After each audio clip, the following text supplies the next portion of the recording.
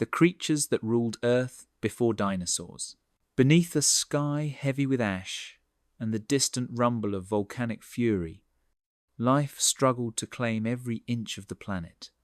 Long before dinosaurs dominated, Earth belonged to amphibious titans, armored herbivores, and agile hunters, creatures whose innovations shaped the course of evolution. Rivers teemed with primitive sharks, forests echoed with nocturnal synapsids, and swamps hid relentless predators testing the limits of land and water. This was a world of adaptation, cunning, and survival against relentless change.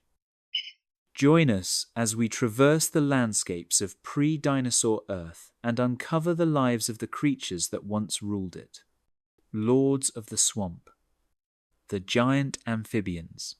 Mist hung low over a labyrinth of waterways, winding through dense, verdant swamps where ferns the size of small trees swayed in humid currents, and towering lycopods cast long shadows over stagnant pools. The air was thick with the scent of decaying plant matter, and the surface of the waters trembled with the subtle movements of creatures too large to go unnoticed, yet stealthy enough to glide through shadows without detection.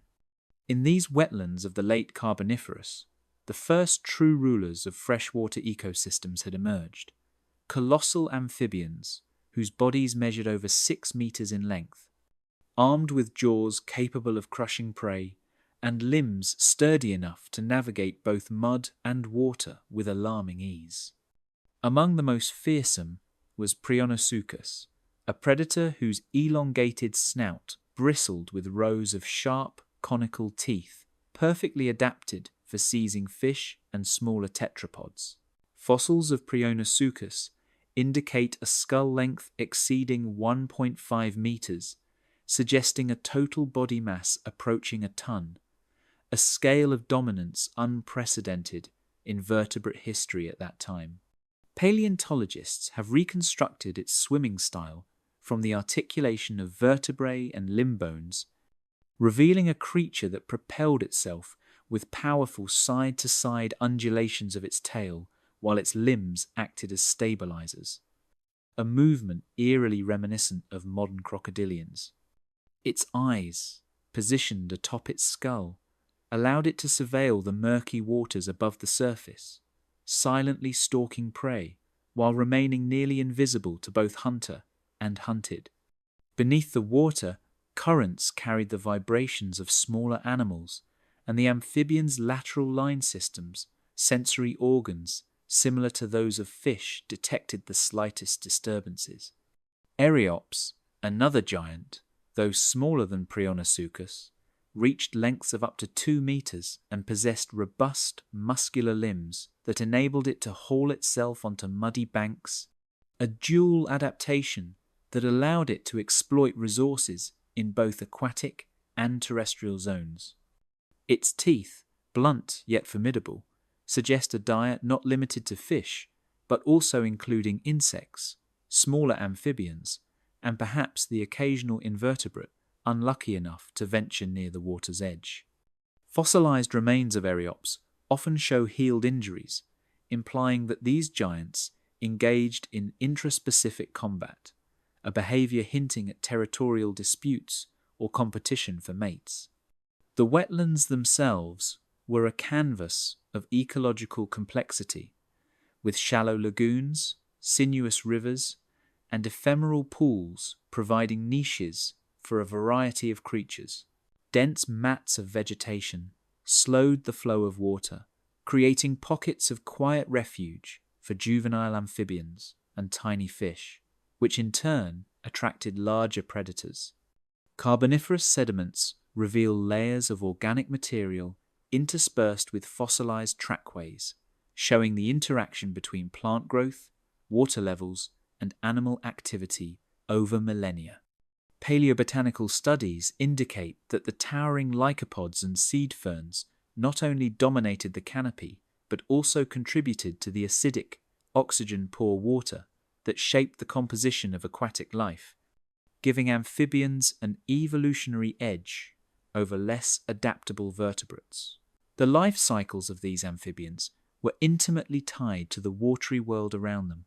Eggs were laid in shallow pools, where they hatched into larvae equipped with gills, mirroring the developmental patterns of modern amphibians. These juveniles underwent a gradual transformation, developing lungs and limbs capable of terrestrial locomotion, a process that could span months in the fluctuating temperatures and oxygen levels of carboniferous swamps.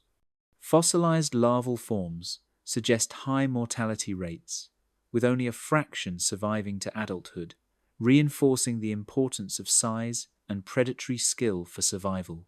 The survivors, growing into giants, would assume roles as apex predators, controlling population dynamics and shaping the evolutionary pressures on both prey species and competing amphibians.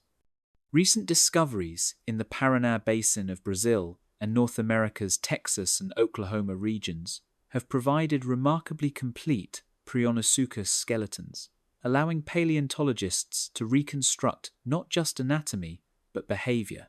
Analysis of the vertebral column shows evidence of flexibility in the tail, hinting at swift underwater attacks, while the limb bone's attachment points suggest bursts of strength sufficient for brief excursions onto land. Isotopic studies of fossilized bones further indicate seasonal variations in diet, implying that these amphibians adjusted their hunting strategies in response to water levels and prey availability, a sophisticated ecological understanding that belies their ancient origins. Predation was not one-dimensional. Fossilized coprolites attributed to giant amphibians contain fragments of fish scales, small vertebrae, and occasional plant matter, indicating opportunistic feeding habits and the capacity to exploit multiple trophic levels. This versatility likely contributed to their prolonged dominance across diverse freshwater environments. At night, when the swamps were cloaked in mist and the sun's heat retreated, these giants became even more efficient hunters, their sensory adaptations allowing them to detect faint ripples and subtle chemical cues in the water, turning darkness into a hunting advantage. Yet these titans were not invincible. Periodic droughts and shifts in sedimentation altered the swamp landscapes, forcing populations to migrate, adapt, or perish. Fossil evidence of mass die-offs, identified through densely packed skeletal deposits, suggests that while these amphibians ruled, they remained at the mercy of the environment they so effectively dominated. Their rise and decline illustrate the fragile balance between evolutionary success and ecological vulnerability, a tension that would echo through the ages as new forms of life began to explore terrestrial habitats. The Carboniferous wetlands were also arenas of evolutionary experimentation, where traits that would later define reptiles and mammals first began to emerge in amphibian lineages. Limb morphology and jaw mechanics hint at selective pressures favouring stronger terrestrial movement and diversified diets. The dominance of these giants, both in size and predatory influence, created ecological pressures that paved the way for the next wave of vertebrates, smaller, faster, and more adaptable species that would exploit the drying floodplains and emerging forests beyond the swamps. From these watery giants, the story of life subtly shifted, as the first claims were made on solid ground, signalling the dawn of terrestrial rulers who would eventually inherit the Earth's dry landscapes. Even as the last of the Prionosuchus disappeared into the fossil record, leaving only fragmented bones and whispered traces in sediment, the legacy of these colossal amphibians lingered in the DNA of ecological design. In the very structures of aquatic and semi-aquatic life, their reign demonstrated that dominance is never permanent, yet the strategies they employed, ambush predation, versatile locomotion, and environmental attunement, would echo in the evolution of later reptiles and the first tetrapods that truly mastered the land. hinting at a world poised for transformation beyond the waters they once ruled. Scuttling titans, the arthropod overlords. Amid the damp murk of the Carboniferous undergrowth, the shadows of immense wings sliced through the humid air, stirring clouds of spores and the scent of decaying vegetation. Every clearing shimmered with the glint of translucent membranes, each flutter and beat a silent testament to a world ruled not by vertebrates, but by creatures encased in chitin, moving with precision, honed over tens of millions of years. These were the scuttling titans, arthropods of extraordinary proportions, whose dominance stretched from the forest floor to the canopy, where the air itself became a hunting ground. Dragonflies the size of small hawks, Meganeura, patrolled the mist-laden rivers and open glades, their wingspans reaching an astonishing 70 centimeters. Fossil reconstructions revealed delicate yet powerful veins supporting these aerial predators, capable of precise maneuvers that allowed them to intercept prey mid-flight. Their compound eyes, sprawling across the sides of their elongated heads, provided panoramic vision, enabling detection of even the slightest ripple of movement below. Such visual acuity, coupled with rapid wing beats, made Meganeura formidable hunters, capturing early insects and even smaller amphibians that ventured too close to the edges of their hunting grounds. Elevated oxygen concentrations in the Carboniferous atmosphere, estimated at 35%, nearly 50% higher than today, allowed arthropods to reach sizes unimaginable in modern ecosystems. Tracheal systems, which deliver oxygen directly to tissues, could support these massive bodies without the circulatory limitations faced by vertebrates. This atmospheric abundance facilitated both skeletal and muscular development in insects and myriapods, allowing creatures such as Arthropleura to thrive across the forest floor. Measuring over 2 meters in length, this millipede-like giant possessed segmented armored plates that protected it from predators while enabling efficient locomotion across uneven terrain. Across the damp leaf litter, Arthropleura scuttled with hundreds of legs moving in coordinated waves, each step crushing fallen plant matter, recycling nutrients, and shaping the forest floor as an ecosystem engineer. Fossil trackways, discovered in North America and Europe, show repeated paths across sediment, indicating territoriality, foraging patterns, and perhaps seasonal migrations. Unlike the lumbering amphibians of nearby swamps, these arthropods moved with relentless efficiency, their exoskeletons simultaneously offering structural support and defense against the few predators daring enough to challenge them.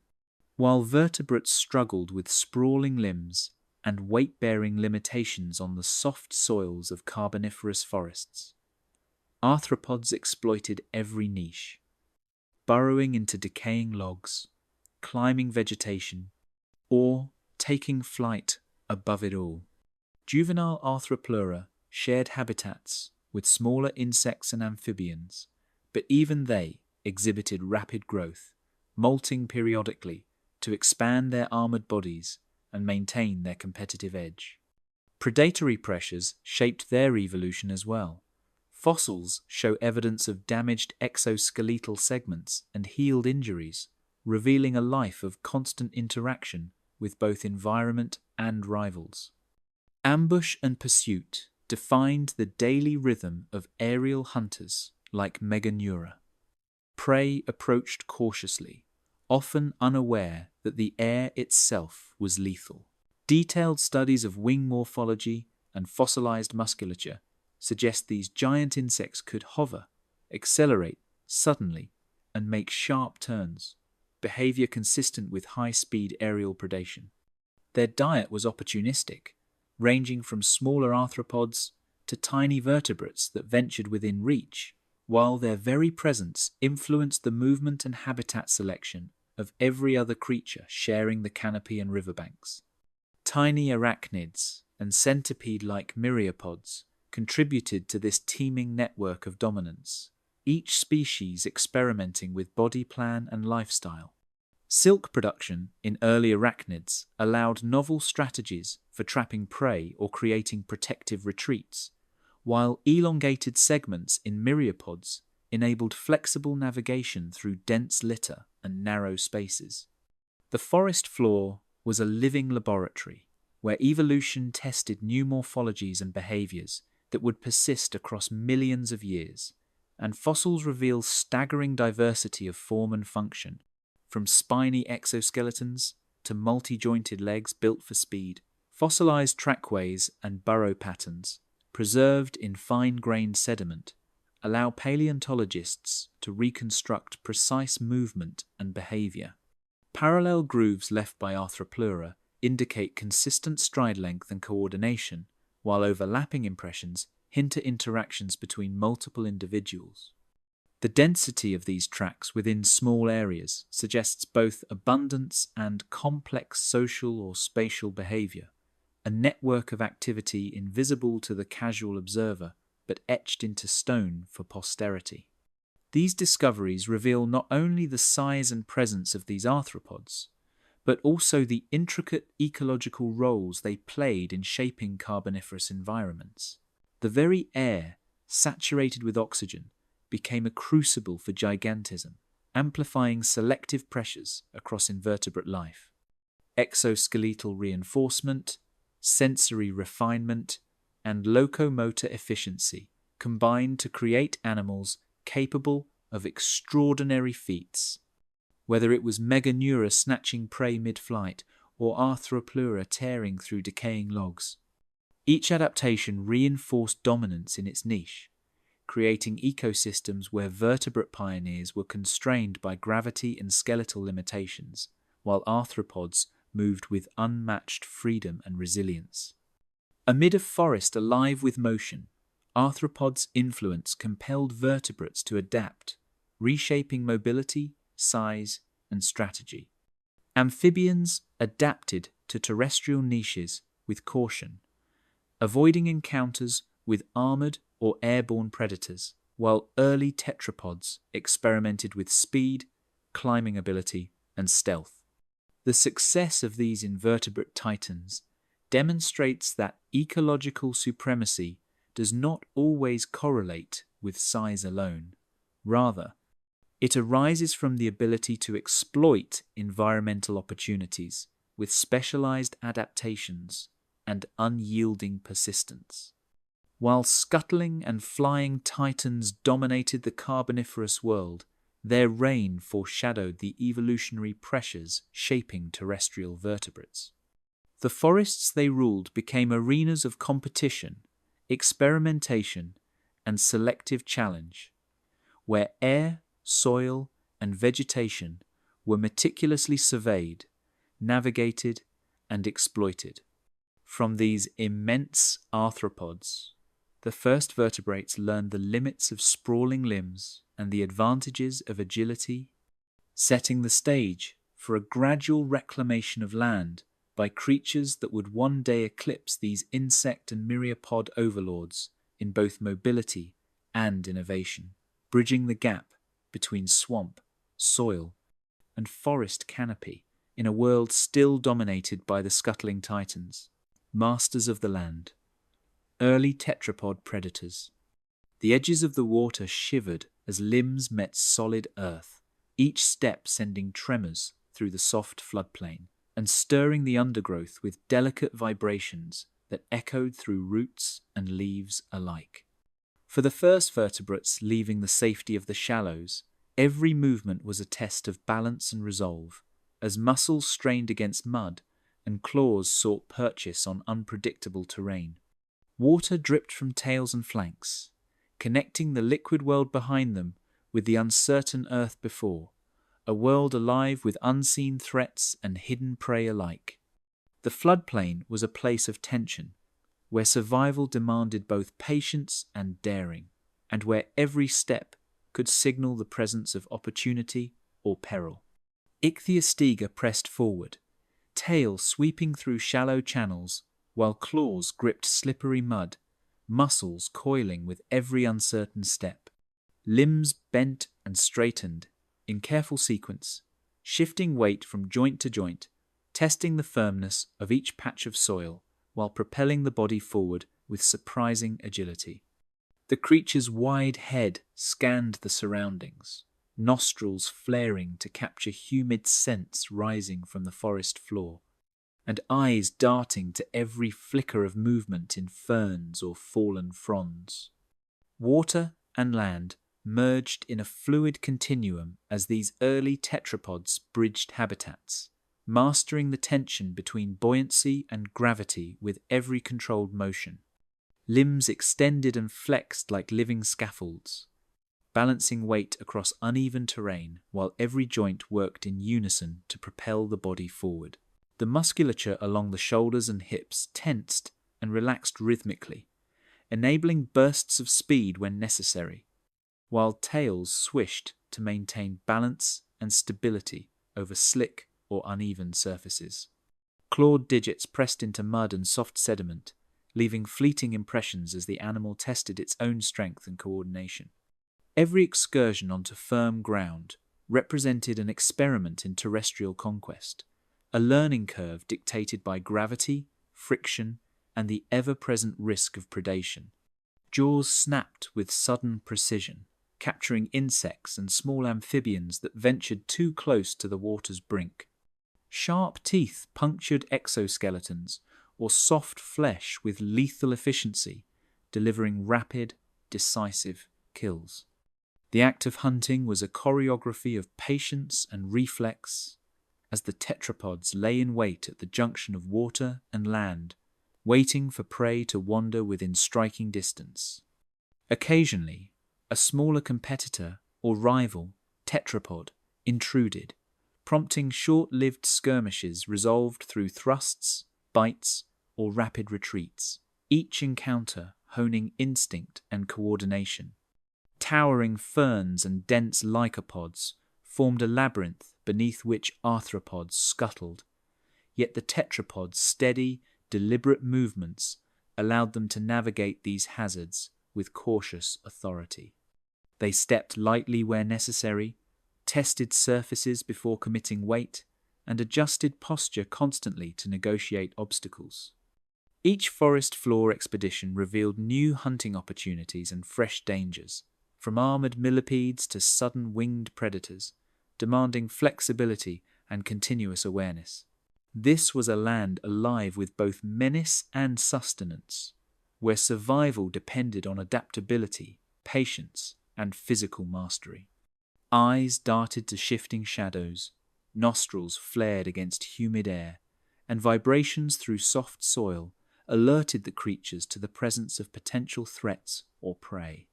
The lateral line remnants in their heads still responded to ripples in water, while the senses adapted for air began to dominate, guiding steps across mud, vegetation, and rocks. The tetrapods' nervous systems coordinated these sensory inputs with muscular action, producing precise movements that allowed effective stalking, ambush, and retreat in equal measure. Life on land required constant attention, as even a single misstep could mean the difference between a successful hunt and a costly injury. Tentatively, they advanced deeper onto floodplains, where seasonal water levels revealed patches of firm soil, fallen logs, and shallow pools, each presenting new challenges and opportunities. These vertebrates tested each substrate, adjusted limb angles for grip, and deployed tails as stabilizers or rudders in shallow water. Every small triumph, crossing a muddy patch, seizing a crustacean, avoiding an arthropod ambush, built the knowledge and skill needed to navigate increasingly terrestrial terrain. The floodplains themselves became classrooms, teaching these pioneers the rules of land that water had never imposed. Encounters with rivals or competitors erupted in sudden bursts of speed, threatening lunges or swift retreats, each interaction testing strength, strategy, and endurance. Even minor conflicts shaped behavior, refining muscle memory, coordination, and timing. Dominance was asserted not only through aggression, but through the ability to read environmental cues, anticipate prey, and evade larger predators. In this web of interactions, tetrapods gradually claimed niches where size, speed, and ingenuity mattered more than raw force alone. Every movement demanded coordination of senses and limbs, as imbalance or misjudgment could turn an opportunity for food into a perilous misstep. Muscles, joints, and sensory perception worked as a single unit, allowing bursts of movement over logs, around pools, or into dense vegetation. Hunting became a test of patience and precision, locomotion a continuous negotiation with the land itself. These early vertebrates were both predators and students of their environment, shaping and reshaping strategies with each challenge the floodplains presented. Step by step, hunt by hunt, these early vertebrates edged toward mastery of the land, honing skills and adaptations that would set the stage for the emergence of fully terrestrial predators in the eras to come. They learned the limits of sprawling limbs and the advantages of stability, the subtleties of ambush, and the art of navigating a three-dimensional world of water, mud, and plant cover. With each successful hunt, they became more attuned to the rhythms of land, gaining the precision, strength, and awareness necessary to eventually eclipse their arthropod contemporaries. In this dynamic dance between water and earth, the first true masters of land slowly emerged, heralding a transformation that would redefine life on terrestrial landscapes for millions of years. The armor-bearers, early plant-eating reptiles. Sunlight filtered through towering lycopods as armored reptiles moved with deliberate care along the fringe of dense undergrowth, scanning for movement and listening to subtle vibrations through the soil. Each cautious step pressed claws into damp earth, sending minute tremors through roots and fallen leaves, alerting both predator and prey to the rhythms of life in the carboniferous forests. The air was thick with humidity, and the scent of decaying vegetation mingled with the faint odors of neighboring creatures, creating a sensory tapestry that the reptiles read with instinctive precision. Every shadow, every rustle of foliage demanded attention, and the armored herbivores responded with a careful mix of patience and readiness.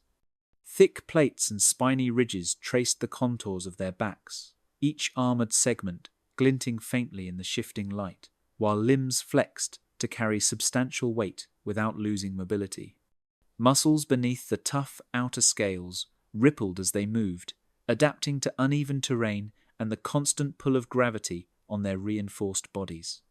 Each armored segment served a dual purpose: protection against the snap of jaws and claws, and a counterweight, stabilizing the body over soft soil and shallow pools. Even as predators lurked nearby, these reptiles could advance with measured confidence, relying on their defenses to grant them a quiet authority across the forest floor. Muscles beneath the armored plates flexed in subtle waves, allowing the reptiles to twist, pivot, and even climb gentle slopes despite the heavy protective coating. Their tails acted as counterbalances, swinging in measured arcs to stabilize movement across uneven forest floors and shallow streams. Beyond protection, the ridges and plates may have played a role in intraspecies communication, reflecting dappled sunlight to signal presence, alert companions, or warn rivals without exposing themselves to predators. The surfaces of scales glimmered with natural oils that repelled water and mud, keeping the armor both functional and light enough to permit prolonged foraging or migration. In this way, defense and mobility coexisted, demonstrating a sophisticated balance that allowed these herbivores to patrol territories, navigate floodplains, and respond dynamically to the ever-present threats of their world. Heads dipped repeatedly toward ferns and seed ferns, jaws opening to strip foliage, while bodies shifted slowly, testing footing and conserving energy for sudden threats. Teeth scraped and nipped at leaves, and every bite required careful coordination of neck muscles and limb placement to maintain balance. Seasonal shifts had altered the availability of preferred plants, so each meal was both a nutritional choice and a calculated move within a broader spatial strategy.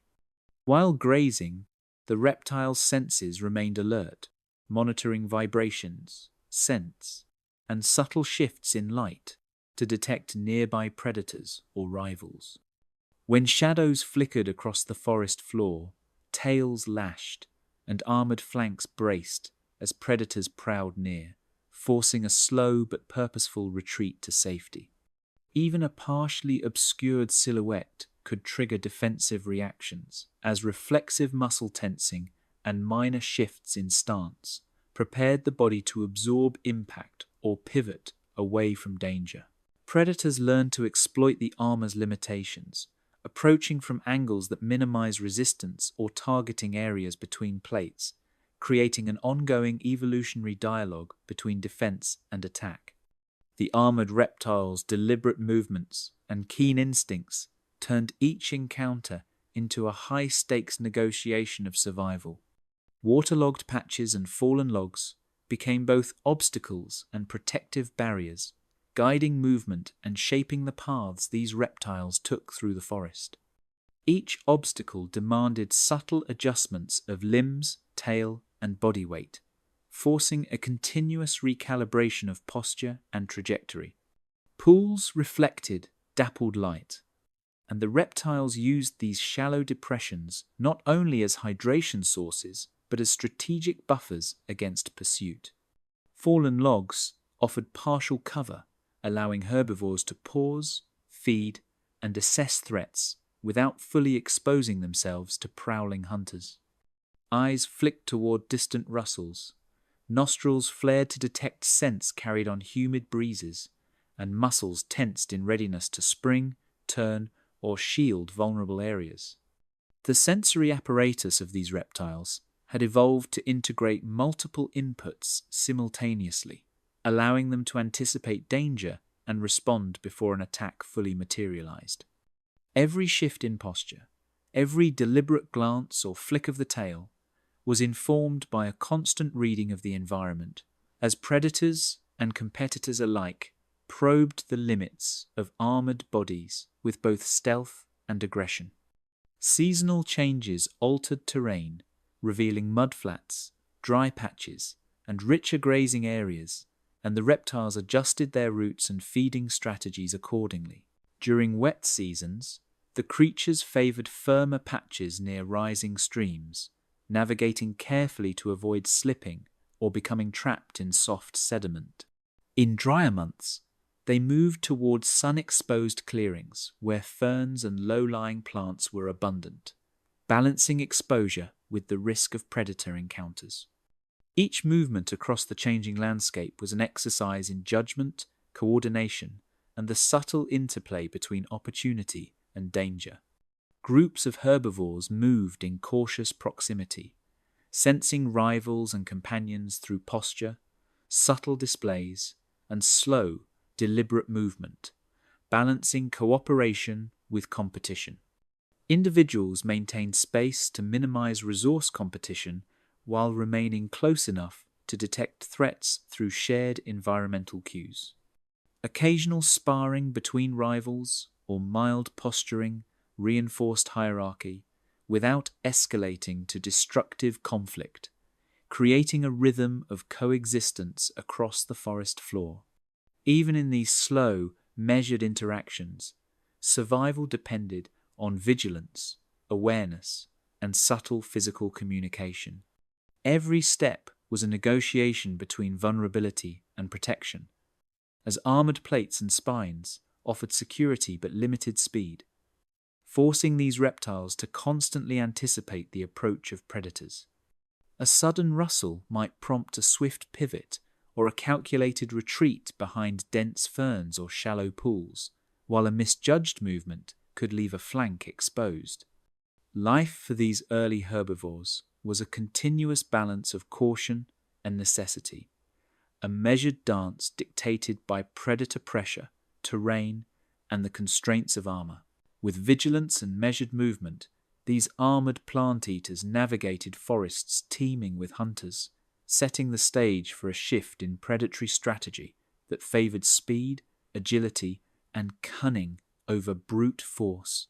Each successful escape, each secured meal, reinforced the interplay of defense and survival, as armored herbivores became both architects and participants in the dynamic, predator-rich world around them.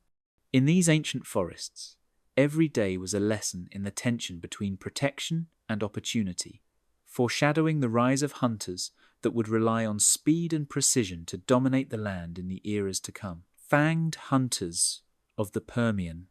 A flash of movement through the ferns revealed the outline of a predator whose presence bent the forest into silent tension. The gorgonopsid prowled along the edge of a sun-dappled clearing, muscles coiled beneath taut skin, claws pressing lightly into damp earth as if testing the response of the forest itself. Every leaf, every fallen branch, seemed to register its passage, vibrating under the predator's weight and alerting smaller creatures to the invisible rhythm of its approach. Humidity clung to the air, mingling with the metallic scent of disturbed vegetation, as the hunter's elongated canines caught the faint gleam of sunlight, promising swift and decisive strikes.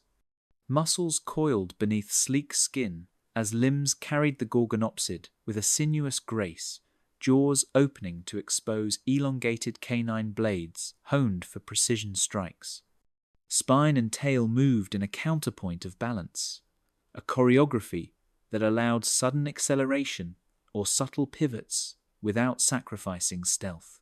The predator's head angled constantly, aligning each tooth, each step, with the invisible trajectory of its prey, while every sinew and joint flexed in concert to maintain readiness for explosive movement.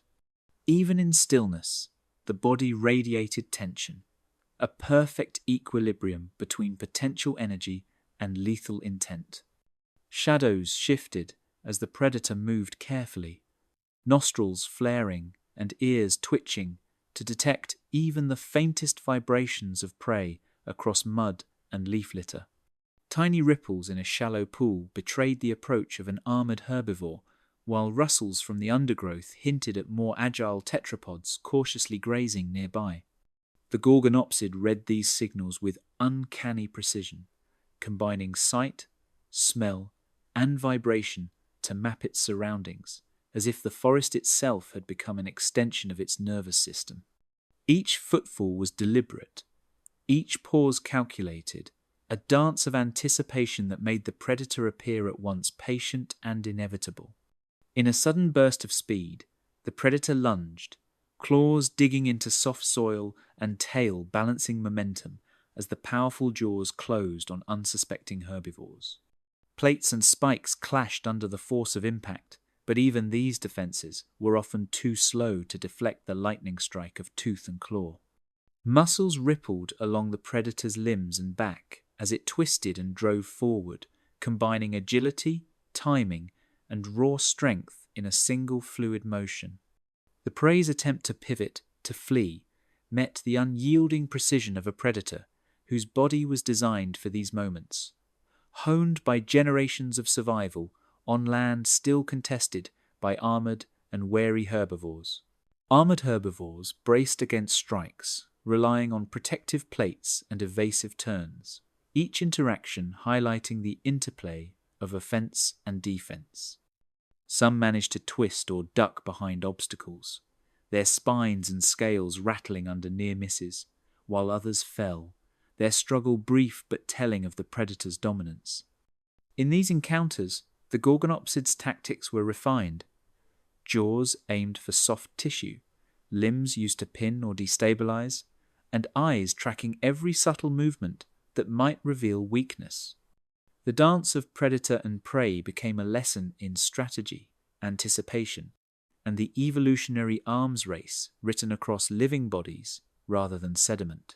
Eyes flicked to subtle rustles, whiskers, and vibrissae registering minute disturbances, while the predator's nostrils sampled complex scents carried on humid air. Even wind direction played a role. Inhaling the slightest hint of an approaching threat or prey shaped each movement, dictating when to pause, crouch, or lunge. The Gorgonopsid's senses extended its awareness far beyond immediate vision, integrating vibrations in the soil, scent trails, and auditory clues into a single, continuous map of opportunity and risk. In these forests, the ability to interpret environmental subtleties determined life or death in ways both immediate and profound. Rival Gorgonopsids circled or charged, testing strength and asserting dominance without wasting energy on unnecessary conflict, communicating authority with controlled snarls, precise posturing, and deliberate strikes. Social hierarchy was fluid, yet codified in gestures and displays that minimized confrontation while establishing territory and breeding rights. Competition for prey and mating opportunity unfolded alongside predation itself, creating a constant tension where each predator balanced aggression with strategic restraint. Even in dominance, survival demanded finesse as much as brute force. Floodplains, fallen logs, and seasonal water channels challenged hunting strategies, forcing hunters to balance speed, stealth, and stability with every step. A sudden mudflat could sap momentum, a low-lying log could conceal a prey animal or provide a sudden advantage. Seasonal rains reshaped the terrain daily, revealing new hunting corridors and forcing predators to constantly revise mental maps of opportunity and risk. This intimate knowledge of the land allowed Gorgonopsids to traverse terrain as fluidly as their prey, blending agility and experience in an ever-changing landscape. Every successful hunt, every narrowly avoided misstep, reinforced the predator's mastery of terrain, senses, and prey behavior, ensuring its apex status in a world of constant challenge. Lessons were etched not into stone but into muscle memory, instinctive awareness, and the very strategies that allowed survival amid a dense forest teeming with armored herbivores and agile tetrapods. Speed, precision, patience, and timing intertwined seamlessly, each hunt a testament to evolutionary specialization and the relentless pressure of life on land. Life and death whispered through the forest, and even these formidable hunters foreshadowed the upheavals to come, where extinction and survival would reset the stage for a new wave of terrestrial dominance. The Gorgonopsids' reign would persist, shaping the behavior and evolution of every creature they hunted, until forces beyond their control, shifts in climate, catastrophic events, and the relentless march of ecological transformation would reorder the world. In the tension of predator and prey, agility and armor, life and death, the stage was set for the survivors of catastrophe to inherit a land forged by the teeth, claws, and instincts of these ancient masters. The mammal-like titans, therapsid giants. Emerging from the recovering Permian landscapes, the mammal-like giants, massive therapsids such as Estemenosuchus and Antiosaurus, traversed floodplains and sparse woodlands with deliberate power. Estemenosuchus, broad-bodied and equipped with cranial bosses, moved with a stability that belied its bulk, while Antiosaurus, carnivorous and formidable, flexed powerful limbs to negotiate uneven terrain with astonishing coordination. These giants dominated both open plains and river corridors, their size forcing smaller vertebrates to navigate cautiously around every footprint and shadow. Waterholes and streams reflected the enormous silhouettes of these creatures, while the subtle rumble of their movement displaced air, vegetation, and occasionally opportunistic amphibians. Muscles coiled beneath thick skin as limbs splayed to support immense weight, tails swinging low for counterbalance across mudflats, rocky outcrops, and fallen trees. Shoulder and hip joints flexed in precise synchronization, permitting fluid movement despite the mass pressing down. Every step demanded awareness of gravity, terrain, and the subtle resistance of soft mud, demonstrating locomotor strategies optimized over millions of years. Their gait combined sheer strength with agility, allowing both herbivorous and carnivorous therapsids to traverse challenging habitats while conserving energy for hunting, foraging, or territorial displays. Heads swiveled constantly, nostrils flaring and ears twitching to catch every sound of nearby movement. Eyes reflected filtered sunlight, scanning for prey, rivals, or subtle environmental cues, while jaws flexed in anticipation of feeding. Ankylosaurus displayed predatory calculation, moving with stealth despite its size, whereas Etemenosuchus surveyed vegetation with deliberate chewing and cautious steps, balancing nutrient intake against exposure to threat. Every movement, from the flick of a tail to the rotation of a limb, was purposeful, blending observation, reaction, and latent power. Teeth reflected dietary specialization. Ankylosaurus wielded massive canines to seize and slice prey, while Etemenosuchus possessed robust, grinding molars suited for tough Permian plants. Jaws worked in precise coordination with neck and head movements to optimize intake and energy use. Foraging routes often followed streams and water-rich corridors, maximizing access to diverse food sources while minimizing exposure to competitors. Each feeding session was a lesson in efficiency and environmental attunement, balancing caloric gain with risk management across complex landscapes. Streams and seasonal waterholes guided daily movement, channeling therapsids through zones of abundance and scarcity. Drinking demanded care. Massive feet displaced soft banks with a squelch, while ripples betrayed hidden amphibians or reptiles, forcing adjustments in posture and approach. Occasional foraging along river edges allowed access to aquatic plants, roots, and low-lying foliage, integrating multiple food types into a single expedition. In this, they displayed remarkable ecological awareness, modulating behavior to maximize survival and resource use. Patches of thick, possibly insulating skin or early proto-fur rippled with movement, aiding thermoregulation across fluctuating temperatures. Sun-warmed surfaces countered cooler waters, while breath misted in early morning air as circulation maintained core heat. Subtle postural shifts, pressing against logs, angling heads, raising limbs, helped regulate temperature and energy expenditure. These physiological and behavioral strategies allowed the mammal-like titans to maintain dominance despite environmental extremes that challenged smaller, less resilient vertebrates. Social and dominance displays governed interactions among peers. Tail flicks, cranial posturing, and deliberate movements communicated size, strength, and territory boundaries. Aggressive confrontations were rare.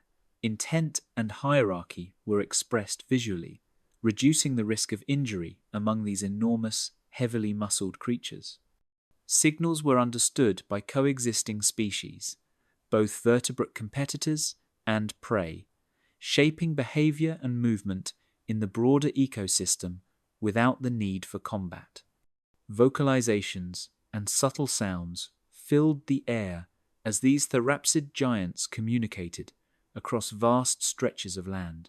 In addition to visual displays, Etemenosuchus and Ankylosaurus likely used low-frequency grunts, hisses, and rumbling noises to signal territory, warn of predators, or coordinate movement within groups.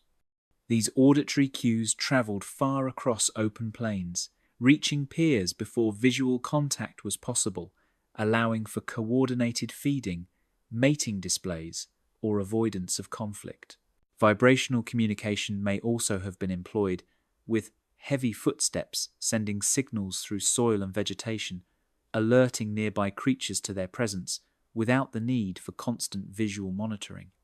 Such behaviors suggest complex social interactions and environmental awareness, revealing that dominance was as much about subtle signaling as it was about sheer size and force. Small vertebrates adjusted their behavior in response to these giants, skittering, fleeing, or opportunistically following trails for dislodged plant matter or carrion. The mammal-like titans effectively redefined territory through presence alone, influencing patterns of vegetation use, predator-prey interactions, and foraging dynamics. Their influence extended beyond individual encounters, shaping the rhythms of life across diverse habitats and establishing them as keystones in Permian ecosystems. Rivers, mudflats, and uneven forest edges challenged movement, requiring careful coordination of limbs, tail, and balance. Missteps in mud could sap momentum, while rocks and logs demanded precise placement of each foot. Yet these giants adapted gracefully, their immense bodies flexing in surprisingly agile ways, demonstrating locomotor sophistication that would set evolutionary foundations for later mammals. Seasonal flooding and shifting water levels prompted strategic changes in daily routes, feeding, and resting patterns, reflecting an ongoing negotiation with a dynamic environment. Every step, grazing bout, and pause revealed evolutionary experimentation in posture, musculature, and sensory integration. Limbs and jaws combined reflex with anticipation, while tail and spine maintained balance and stability, and sensory systems integrated multiple inputs to guide real-time decision-making. These living strategies foreshadowed mammalian efficiency, adaptability, and environmental awareness, expressed vividly in the daily life of creatures that bridged reptilian ancestry and mammalian potential. In this transformed world, Estomanosuchus, Antiosaurus, and other therapsid giants ruled with both presence and precision, their adaptations allowing smaller survivors to exploit niches and pave the way for future vertebrate diversity. Dominance was transient, but impact was profound. Vegetation patterns, prey behavior, and interspecies interactions were all molded by these titans. As environmental change and extinction loomed, they exemplified the delicate balance of power, size, and adaptation, illuminating the pathways that would eventually give rise to true mammals, agile, aware, and inheritors of landscapes first mastered by these towering predecessors. The armored sea kings, placoderm fishes. Even as the last mammal-like titans moved across floodplains and river margins, life beneath the waves followed its own path of dominance. In the Devonian seas, armored placoderms, such as Dunkleosteus, Bothrialepis, and Kokosteus, asserted authority over reefs, estuaries, and shallow coastal zones. Their bodies evolved for both protection and predation. These fish navigated complex underwater landscapes, scanning for prey or competitors with eyes adapted to shifting light and lateral line systems attuned to subtle vibrations. Their armored heads and thoraxes allowed powerful bites and defense against rivals, establishing them as apex predators in aquatic ecosystems, while terrestrial vertebrates honed mastery over land.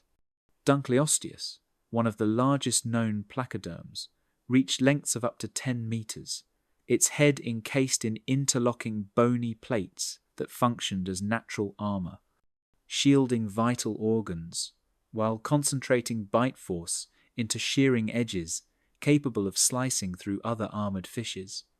Mid-sized species, like Cunning, exhibited jointed head and thorax plates that allowed subtle head rotation for precise strikes against smaller prey, demonstrating a sophisticated balance between protection and predatory agility. Smaller benthic species, such as Bothriolepis, maneuvered along sediment-covered floors and among submerged vegetation, feeding on detritus, mollusks, and small crustaceans while relying on flattened, armored bodies for protection against larger predators. Movement in water required coordinated effort between heavy exoskeletons and muscular propulsion. Large placoderms used powerful caudal fins for bursts of speed, while pectoral and pelvic fins provided fine-tuned stability during precise movements. These adaptations allowed apex predators to ambush prey efficiently and mid-sized species to maintain agility, showing that dominance in Devonian seas depended on both protection and mobility. Muscular control combined with jointed armor permitted controlled turns and sudden lunges, illustrating the evolutionary refinement of locomotion in a fully aquatic predator. Jaw mechanics alone reveal the engineering marvels of these armored giants, with bite forces calculated to rival modern sharks in relative strength. In Dunkleosteus, two-part bony plates functioned like self-sharpening shears, allowing it to crush shells and sever heavily armored prey in a single strike. Bite speed was astonishing, closing in as little as 20-30 milliseconds, a precision that demanded exact coordination of musculature and jointed armor. Smaller placoderms like Bothriolepis, by contrast, relied on slower, grinding bites. Specialized for detritus and soft-bodied invertebrates, illustrating the evolutionary trade-offs between protection, mobility, and feeding strategy. These adaptations not only defined predatory hierarchies, but also drove shifts in prey populations, shaping the evolutionary trajectory of Devonian marine life. Feeding strategies were diverse and highly specialized. Dunkleosteus preyed on armored fishes and other vertebrates, cracking shells and exoskeletons with its reinforced jaw plates, while Cunning could seize smaller fish or soft-bodied invertebrates with calculated precision. Bothriolepis, by contrast, grazed on sediment and small benthic invertebrates, using its specialized jaw structures to filter and crush food. Such dietary differentiation minimized competition among coexisting placoderms, highlighting the emergence of ecological niches and early food web stratification in aquatic communities. Placoderms also played critical roles in structuring their ecosystems. Grazing species like Bothriolepis disturbed sediment, releasing nutrients that supported algae and microbial mats, which in turn sustained invertebrates and smaller fish. Apex predators, like Dunkleosteus, regulated populations of other fish species, shaping prey behavior and spatial distribution. These armored fishes acted as both architects and regulators, demonstrating that dominance extended beyond mere predation to the management of resources and community composition in underwater environments. Sensory systems provided another layer of adaptation. The lateral line system detected minute water movements, alerting fish to the presence of prey, predators, or environmental changes. Eyes positioned dorsally allowed simultaneous monitoring of benthic zones and open water, providing advantages in ambush and foraging strategies. Jointed head shields permitted rotation without moving the entire body, allowing precise targeting even in cluttered reef habitats or murky waters, enhancing both hunting success and predator avoidance. Reproductive strategies further reinforced their ecological success. Evidence suggests some smaller placoderms laid eggs in sheltered, shallow areas, while others may have exhibited live birth, ensuring that juveniles avoided the highest predation risks. Less armored juveniles relied on dense vegetation, crevices, or social grouping for protection, showing how life stage and morphology interacted with habitat to maximize survival. Seasonal patterns influence breeding and juvenile dispersal, reflecting the interconnectedness of life cycles, resource availability, and environmental fluctuations. Social and competitive interactions involved more than combat. Dominance was often expressed through posturing, circling, or displays of armored surfaces, reducing the risk of injury while asserting territorial or feeding claims. Aggregations of mid-sized species formed schools that improved predator detection and allowed coordinated movement across reefs and estuaries. Even in solitary apex hunters, body size and armor communicated presence, influencing access to prey and mates and reinforcing ecological hierarchies in these dynamic underwater communities. Environmental conditions shaped daily behavior and distribution. Shallow reefs, deep channels, estuarine flows, and sediment composition all dictated foraging, resting, and ambush strategies. Currents affected swimming efficiency, while seasonal freshwater inflows altered salinity and food availability. Placoderms adjusted their posture, fin orientation, and movement patterns to optimize energy use, demonstrating sophisticated environmental awareness and real-time behavioral integration with the surrounding ecosystem. Microhabitat selection was as critical as size or armor, guiding where placoderms rested, hunted, and reproduced within sprawling reef complexes. Species partitioned the environment, with benthic grazers navigating sand flats and shallow estuarine channels, while mid-sized predators patrolled reef edges and sheltered nooks. And apex hunters like Dunkleosteus claimed expansive territories in open waters. Water temperature, salinity, and oxygen levels further dictated movement patterns, forcing fish to optimize activity for both metabolic efficiency and predatory success.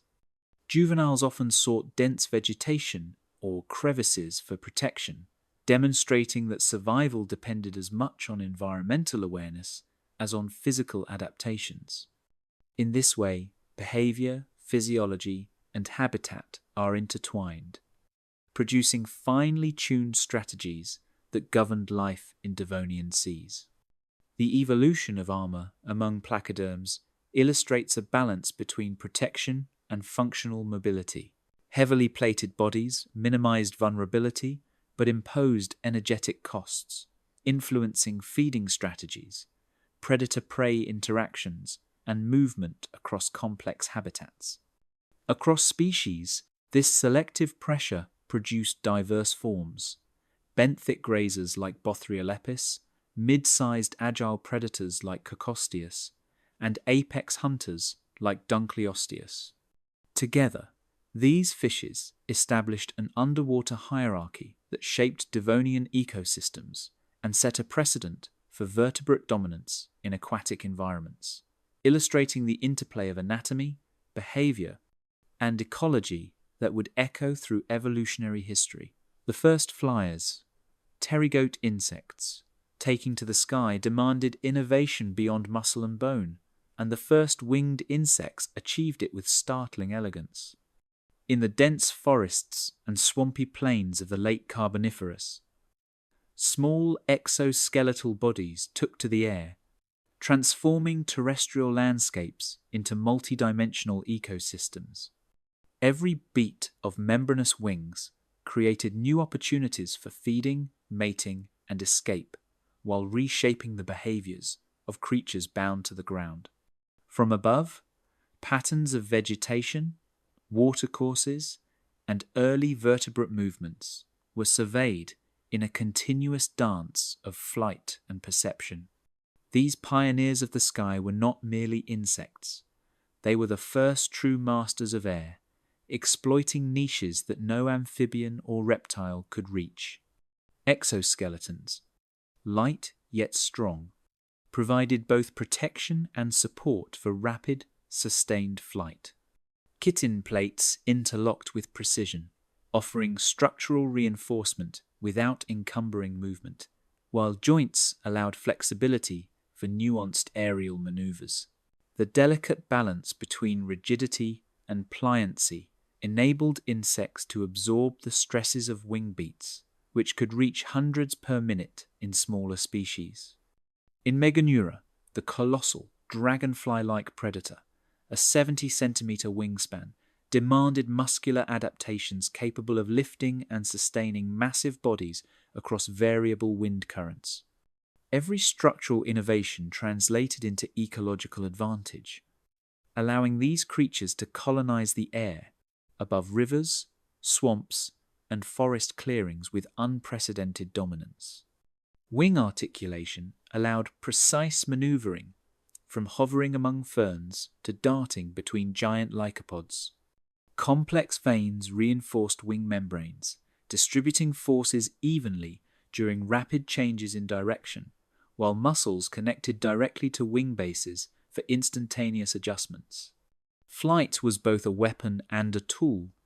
It permitted surprise predation on smaller arthropods, enabled rapid dispersal to untapped food sources, and provided escape from terrestrial threats. Navigating through towering tree-like plants required more than lift. It demanded mastery of spatial awareness, with wings acting as extensions of a central nervous system finely attuned to turbulence. Obstacles and prey movements. Respiratory efficiency was crucial, with tracheal systems enabling oxygen delivery at rates previously impossible for terrestrial invertebrates. Spiracles line the thorax and abdomen, controlling air intake, while branching tubes carried oxygen directly to flight muscles, sustaining energy-intensive maneuvers. These adaptations permitted extended flights across swampy expanses or between scattered floodplain ponds, where resource abundance varied seasonally. Even slight shifts in temperature or humidity could alter metabolic demand, forcing insects to adjust wing beat frequency, flight altitude, or hunting patterns in real time. Evolution had not merely shaped wings, but orchestrated a complete physiological network to support aerial life. Predation from above introduced new selective pressures for both insects and the animals below.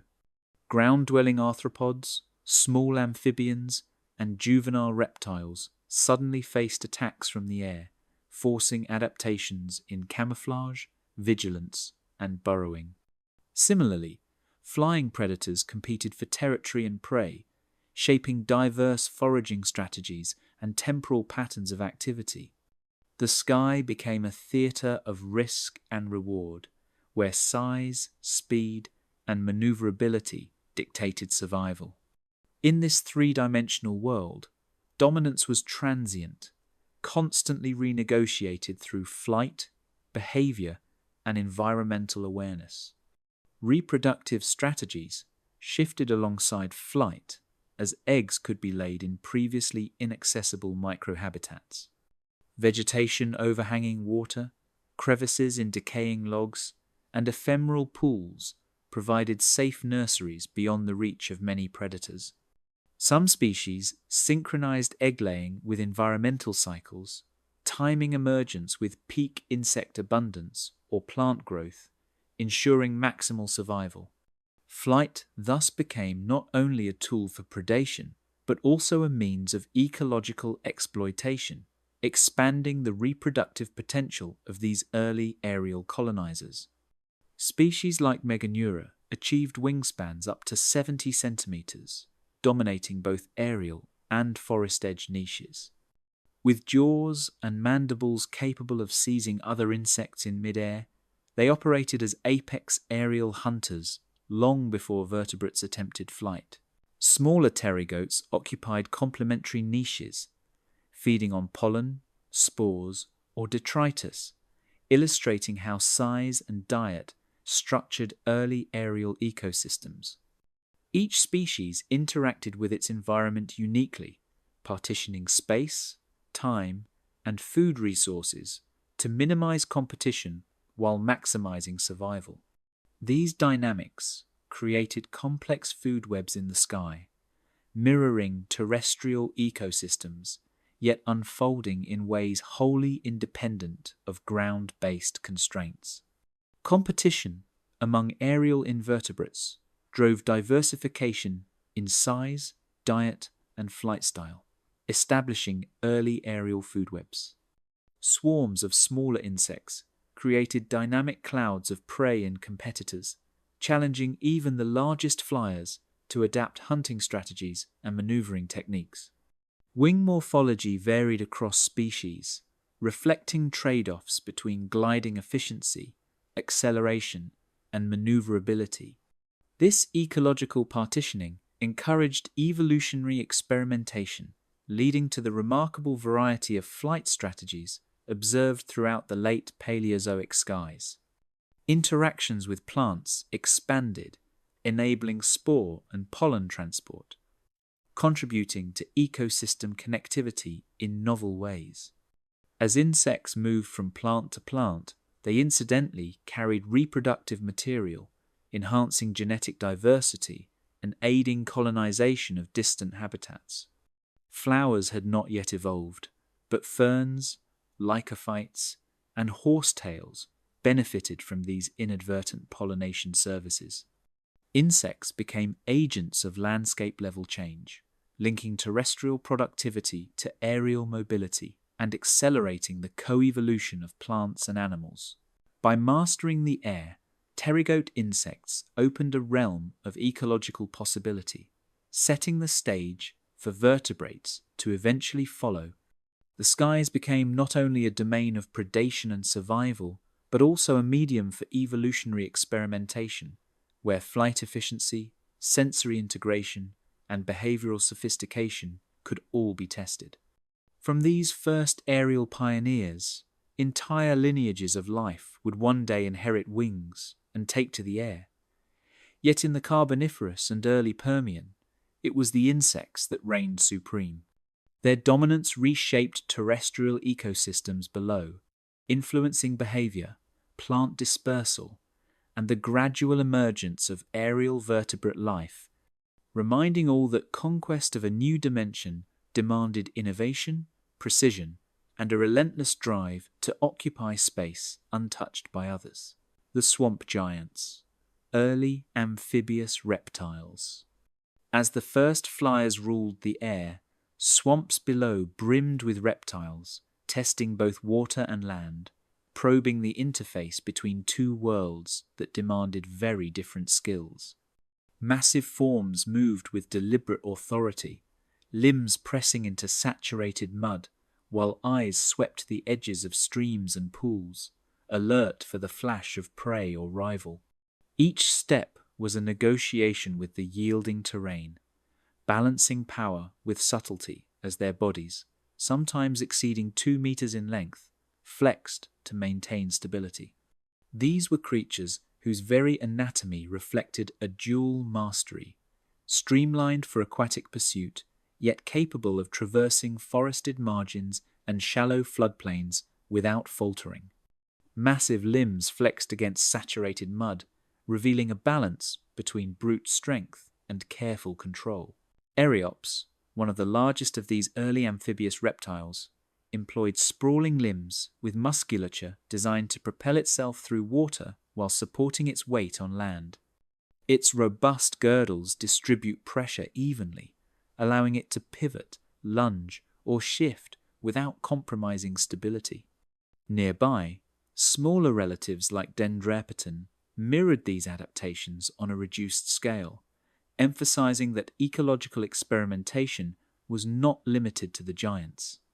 The interplay between limb mechanics and environmental constraints shaped hunting strategies, territorial movement, and escape behavior, demonstrating an early sophistication in vertebrate locomotion. Heads swiveled with keen awareness, nostrils flaring above water while eyes scanned the forest edge, combining sensory input from both realms. Seimuria, for instance, relied on acute vision to detect insect swarms or smaller amphibians, while monitoring for larger predators that might emerge from deeper pools. Auditory acuity complemented vision, with subtle vibrations in mud or water signaling potential prey or competitors. In hunting, these reptiles employed a deliberate stalking behavior, blending sudden bursts of speed with patient ambush tactics, reflecting an ecological versatility that allowed dominance across both terrestrial and aquatic microhabitats. Teeth and jaws specialized for ambushing fish and smaller amphibians reflected dual ecological pressures.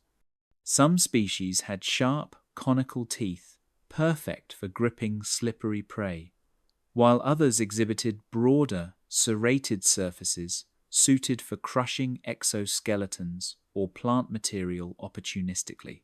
Jaw musculature, reinforced by thick cranial bones, provided sufficient force to subdue struggling prey without compromising delicate cranial structures. Feeding sessions often combined careful positioning, environmental observation, and strategic strikes, demonstrating that predation was not merely reflexive, but integrated with environmental cues and energetic efficiency.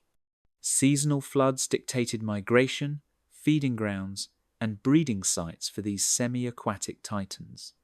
Rising waters expanded hunting territories, opened temporary channels to otherwise isolated ponds, and provided refuges from terrestrial competitors.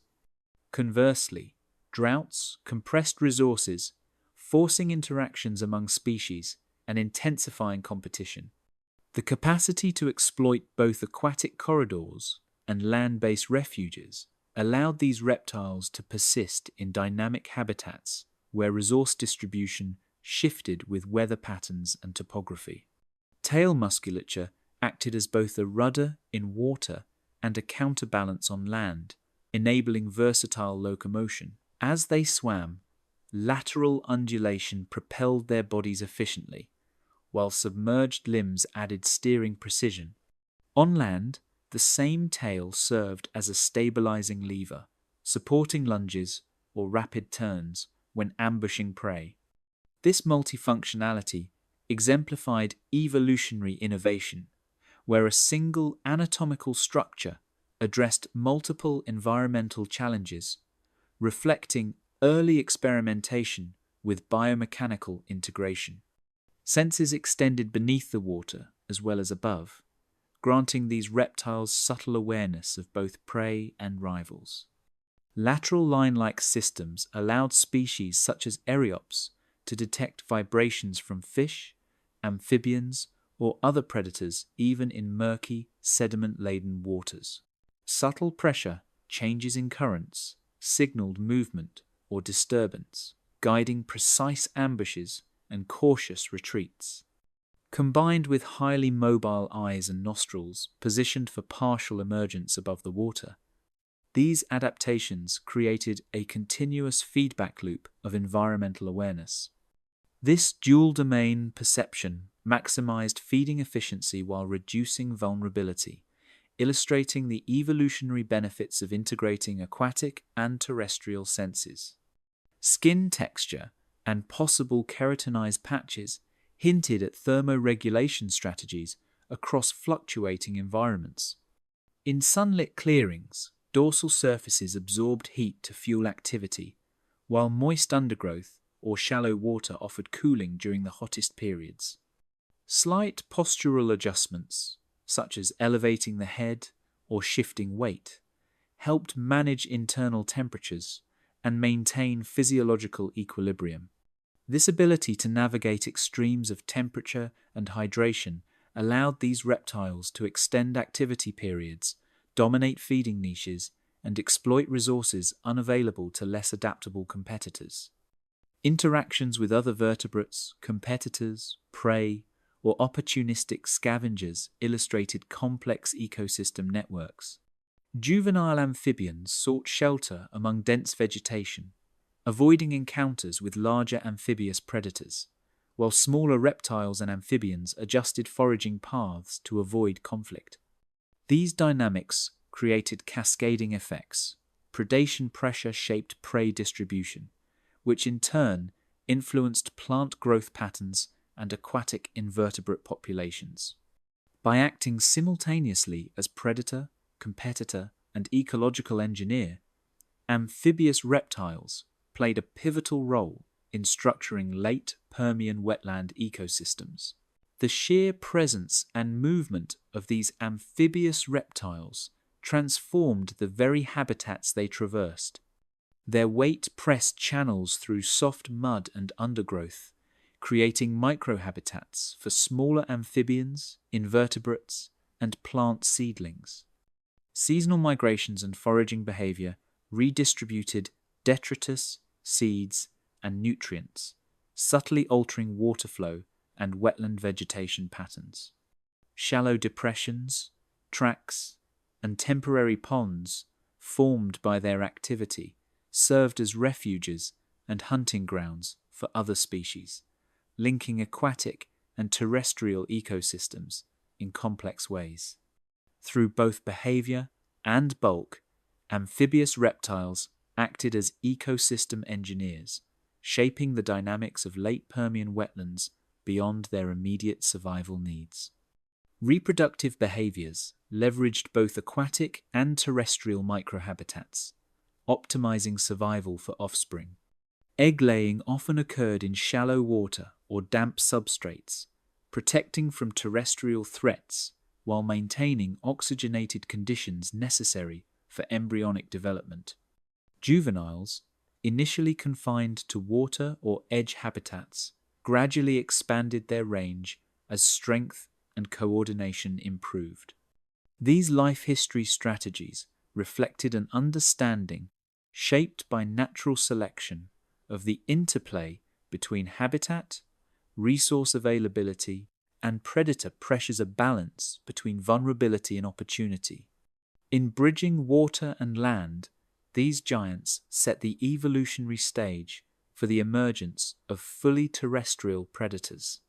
The successes and limitations of their semi-aquatic strategies offered lessons in locomotion, sensory integration, and ecological flexibility that subsequent vertebrate lineages would inherit. From ambush tactics in floodplains to careful thermoregulation under variable conditions, the amphibious reptiles of the late Permian demonstrated that survival depended on more than size alone. It required adaptability, intelligence, and an intimate attunement to the rhythms of both water and land, paving the way for a new era of terrestrial mastery. Scaled predators, the pariasaur rivals. From the marshy corridors once dominated by amphibious giants, a new class of herbivore emerged, armored and imposing. Pariasaur's massive, heavily built reptiles claimed dominion over floodplains and forest edges, their sheer size alone dictating the movements of smaller vertebrates. Unlike the semi-aquatic titans of previous eras, these creatures moved confidently across fully terrestrial landscapes, limbs beneath broad bodies, tails sweeping to maintain balance, and eyes scanning for both sustenance and threat. Their emergence represented a decisive step in terrestrial vertebrate evolution. Survival depended not only on strength, but on defensive sophistication, coordinated behavior, and energy-efficient movement across varied terrain. Thick dermal plates lined their backs, forming a defensive mosaic that absorbed blows and discouraged attacks from gorgonopsids and early therapsid hunters. In species such as Pariasaurus and Scutosaurus, osteoderms fused with the underlying musculature, creating rigid yet resilient armor that allowed the body to maintain mobility while offering substantial protection. Heads were similarly reinforced, with broad, flat skulls and bony projections that shielded sensory organs while distributing the force of predator strikes. Cranial fenestrae suggest some may have had enhanced jaw musculature, enabling both strong bites for vegetation and increased head stability under attack. Evolution had combined form and function, producing a living fortress capable of withstanding both ambushes and confrontations. Muscular limbs carried tremendous weight across uneven terrain, each step revealing both brute force and mechanical precision. Their stout, columnar legs and heavily muscled girdles allowed these reptiles to traverse soft mud, dense undergrowth, and rocky clearings without losing stability. Even when sprinting short distances to evade predators or reposition within herds, their balance remained impeccable, and tail positioning provided a counterweight for abrupt maneuvers. Fossilized limb proportions indicate robust digital pads, suggesting a capacity for traction on wet or unstable ground. This combination of strength and coordination exemplified an evolutionary investment in survival. Mobility was as essential as armor. Herd movement patterns coordinated vigilance and access to food, reducing vulnerability to predators lurking nearby. Parasaurs traveled in small to moderate groups, with larger adults often at the periphery, while juveniles stayed protected near the center. Such formations allowed simultaneous scanning of the environment while minimizing energy expenditure. Trackways from Permian sites support evidence of synchronized movement, indicating deliberate spacing and directionality during foraging. The interplay of social cohesion and defensive awareness reflected a sophisticated understanding, encoded through instinct and refined behavior, that survival depended on collective intelligence as much as on individual size. Juveniles relied on protective positioning within the group, learning both mobility and threat assessment from older individuals. In Bradysaurus, skeletal development suggested that young individuals matured slowly, gaining both strength and defensive features over years of observation and guided movement. Staying near armored adults reduced predation risk, while repeated exposure to natural hazards, mud, waterlogged channels, low vegetation taught essential locomotor skills. Bone histology studies suggest juveniles grew steadily over several years, balancing energy investment between growth, mobility, and the gradual development of dermal armor. Herd-based mentoring thus became a critical ecological strategy, ensuring the next generation's ability to navigate complex environments successfully. Jaw structures and teeth allowed selective browsing, grinding tough vegetation while preserving energy for movement and defense. Broad, leaf-shaped teeth processed ferns, cycads, and seed-bearing plants, while jaw musculature generated substantial force without compromising cranial integrity. Some species displayed wear patterns, indicating repetitive shearing of fibrous plants, while others had slight serrations to manage tougher stems and bark. Seasonal shifts influenced foraging strategies, prompting the parasaurs to exploit floodplain growth during wet periods and low-lying scrub during dry seasons. Feeding sessions combined environmental observation, careful selection, and energy efficiency, a far cry from mindless herbivory, revealing a nuanced integration of anatomy, behavior, and ecology. Predatory eyes and stalking strategies constantly challenged the parasaurs, provoking nuanced, evasive, and deterrent behaviors. Gorgonopsids, though smaller, relied on stealth, speed, and powerful jaws, forcing parasaurs to employ defensive posturing and sudden, coordinated retreats. Tail swipes, shoulder displays, and synchronized herd movement discouraged attacks, while armored heads and spines mitigated the impact of strikes. Bite marks on fossilized osteoderms reveal repeated encounters, suggesting that these interactions drove selective pressures for thicker armor and more robust skeletal structures. Predation pressure drove continued adaptation. Armor thickened, limb coordination improved, and herd behaviors became increasingly sophisticated, reflecting a dynamic evolutionary arms race.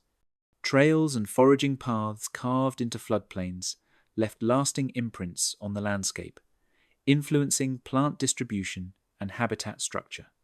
Repeated movement compressed soils, exposed roots, and created channels that altered water flow, indirectly shaping the local flora and the microhabitats available for smaller creatures.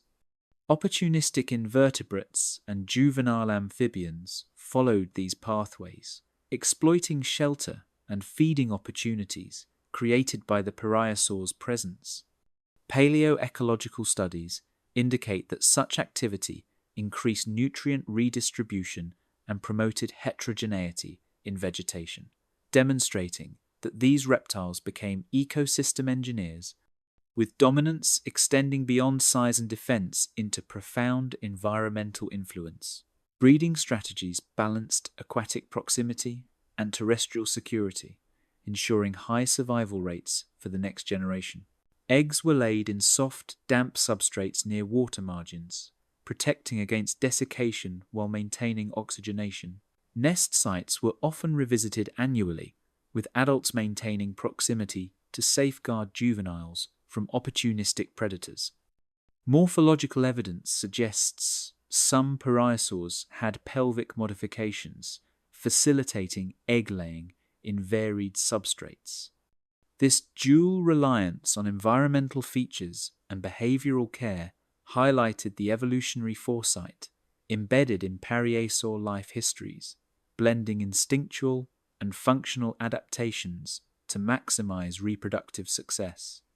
Interactions with other herbivores reveal niche partitioning and resource management within ecosystems.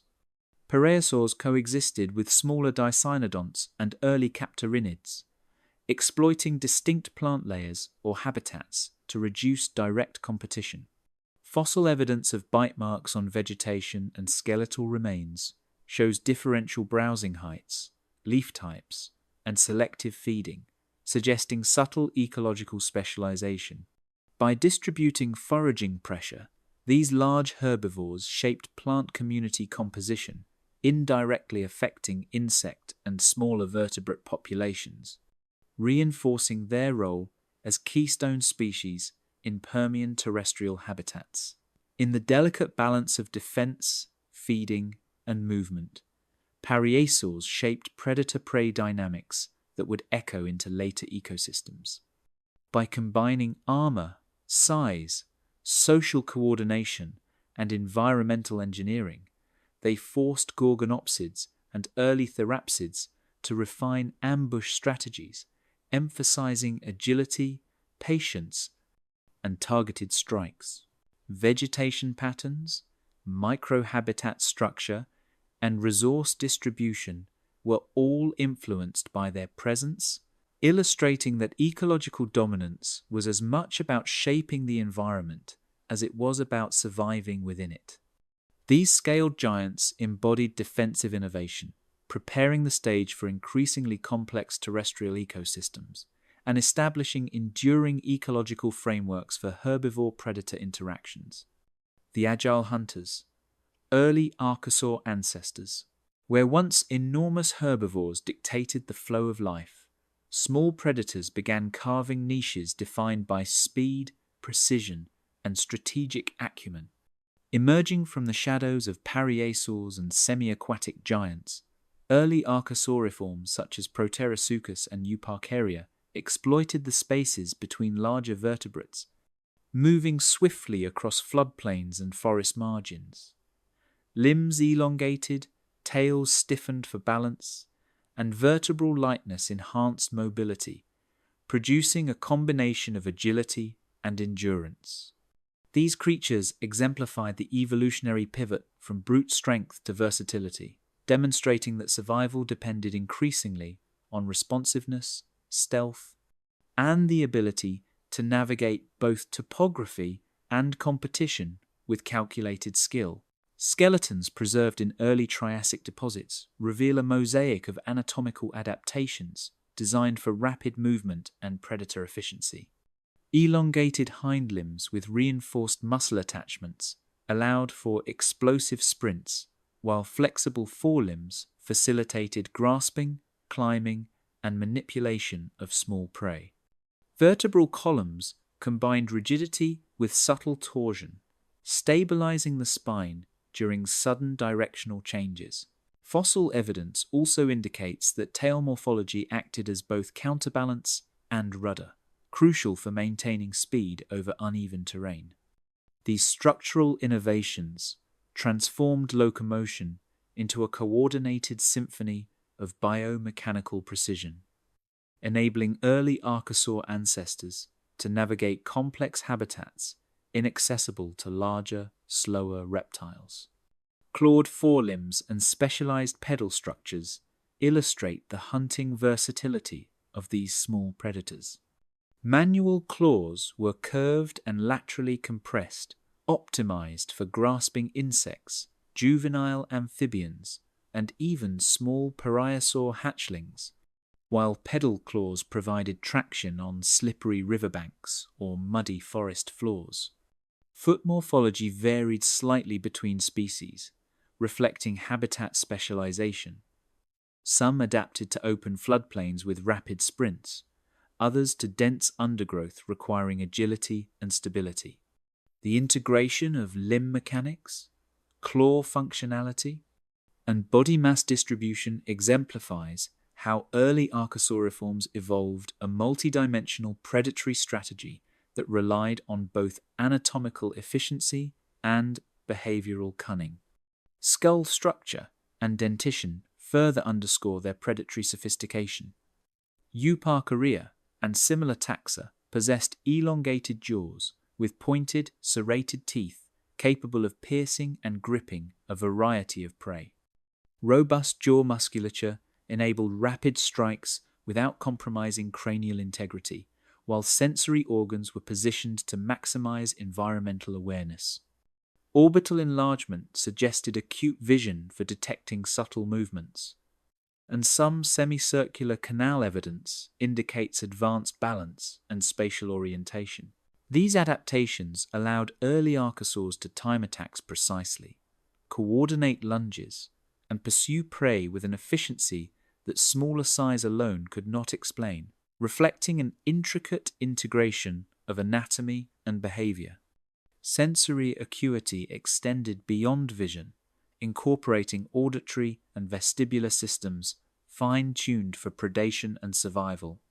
Inner ear morphology in Proterosuchus indicates a sensitivity to ground-borne vibrations, allowing the detection of approaching predators or the tremors of fleeing prey.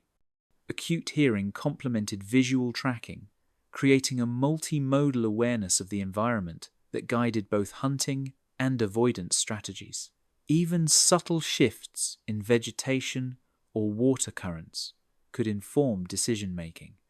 These sensory innovations provided a competitive advantage over other small vertebrates, enabling early archosaur ancestors to exploit microhabitats efficiently while minimizing exposure to larger dominant predators.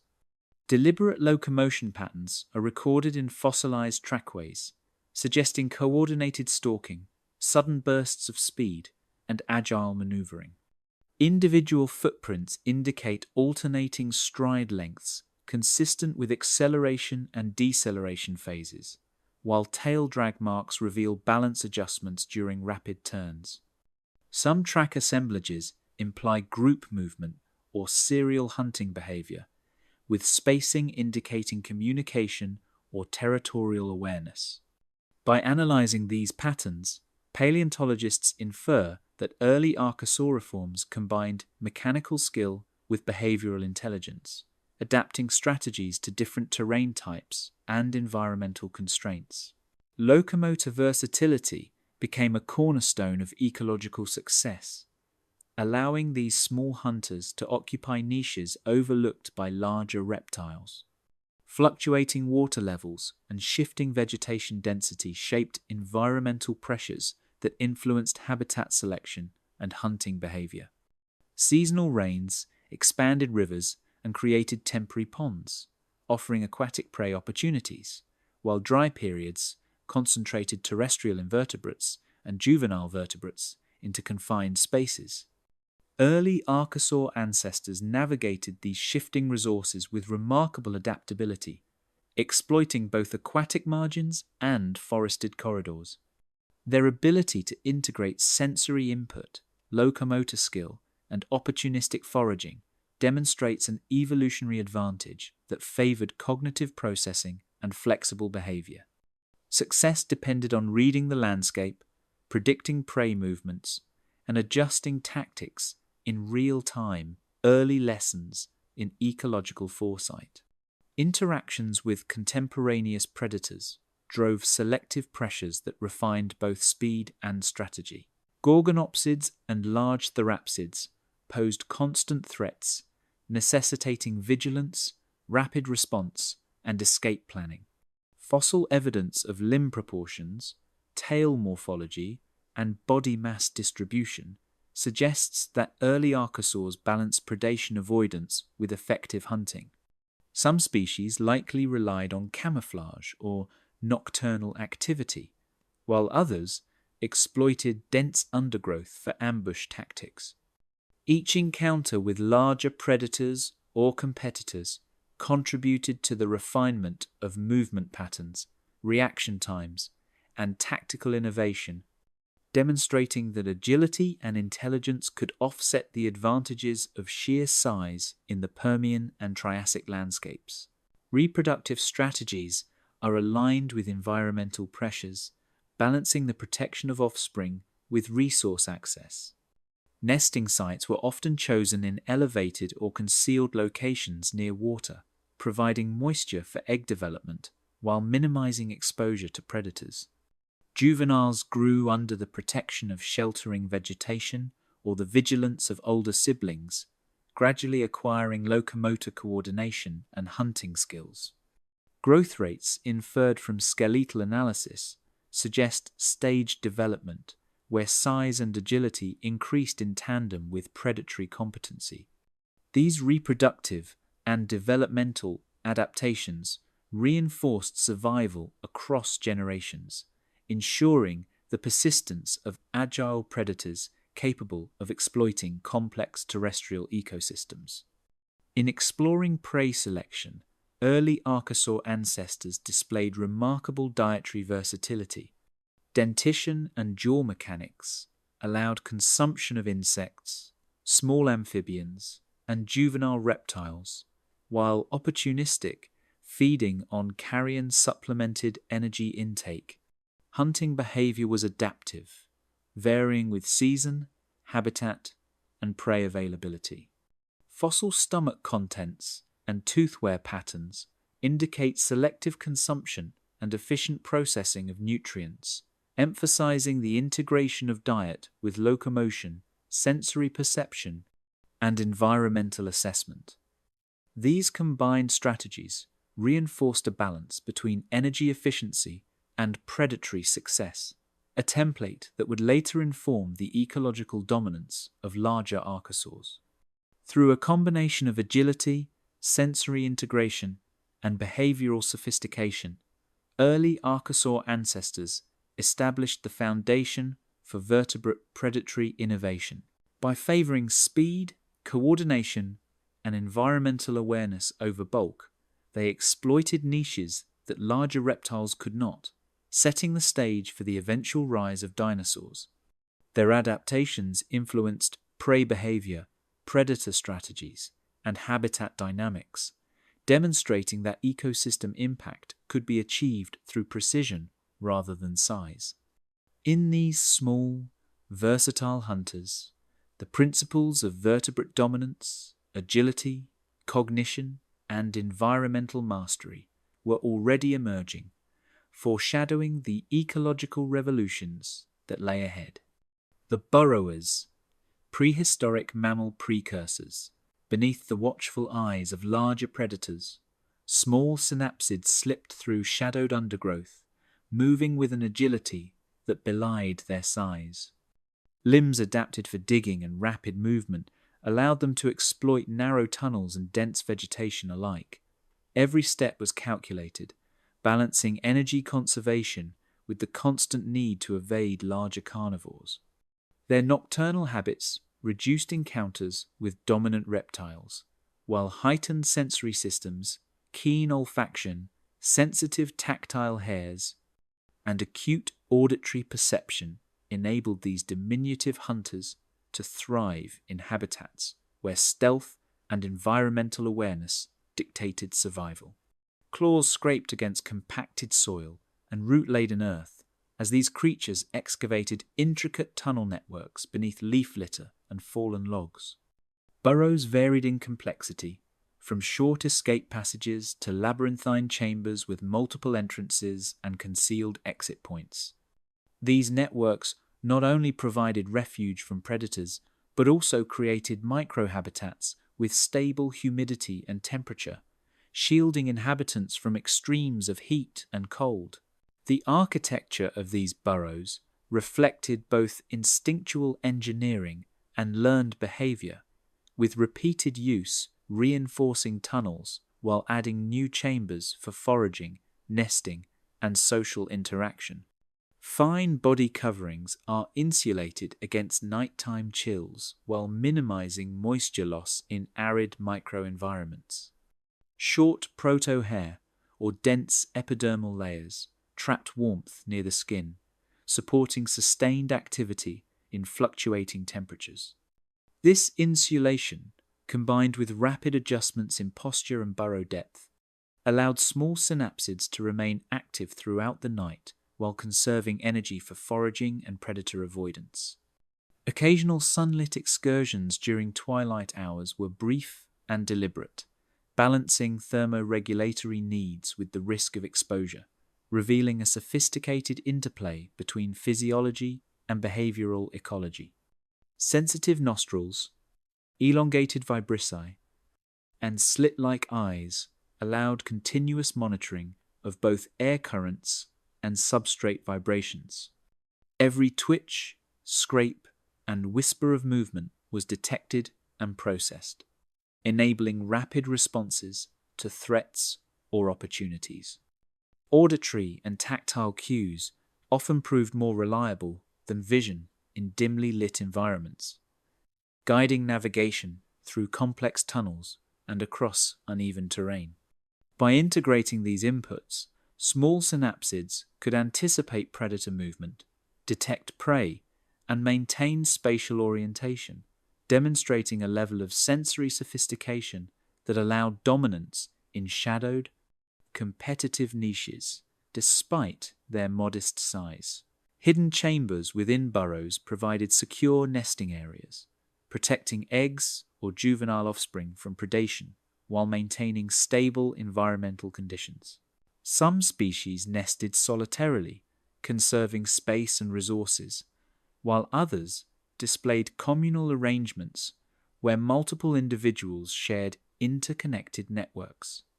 Nest placement reflected careful selection of moisture, insulation, and escape routes, maximizing juvenile survival. Adults remained vigilant, patrolling tunnel entrances or guarding chambers when necessary. Through these behaviors, reproductive success was enhanced without exposing the group to the dangers of the surface, illustrating an evolutionary strategy where concealment and cooperation were paramount. Teeth specialized for insectivory or omnivory allowed selective, energy-efficient feeding in constrained environments.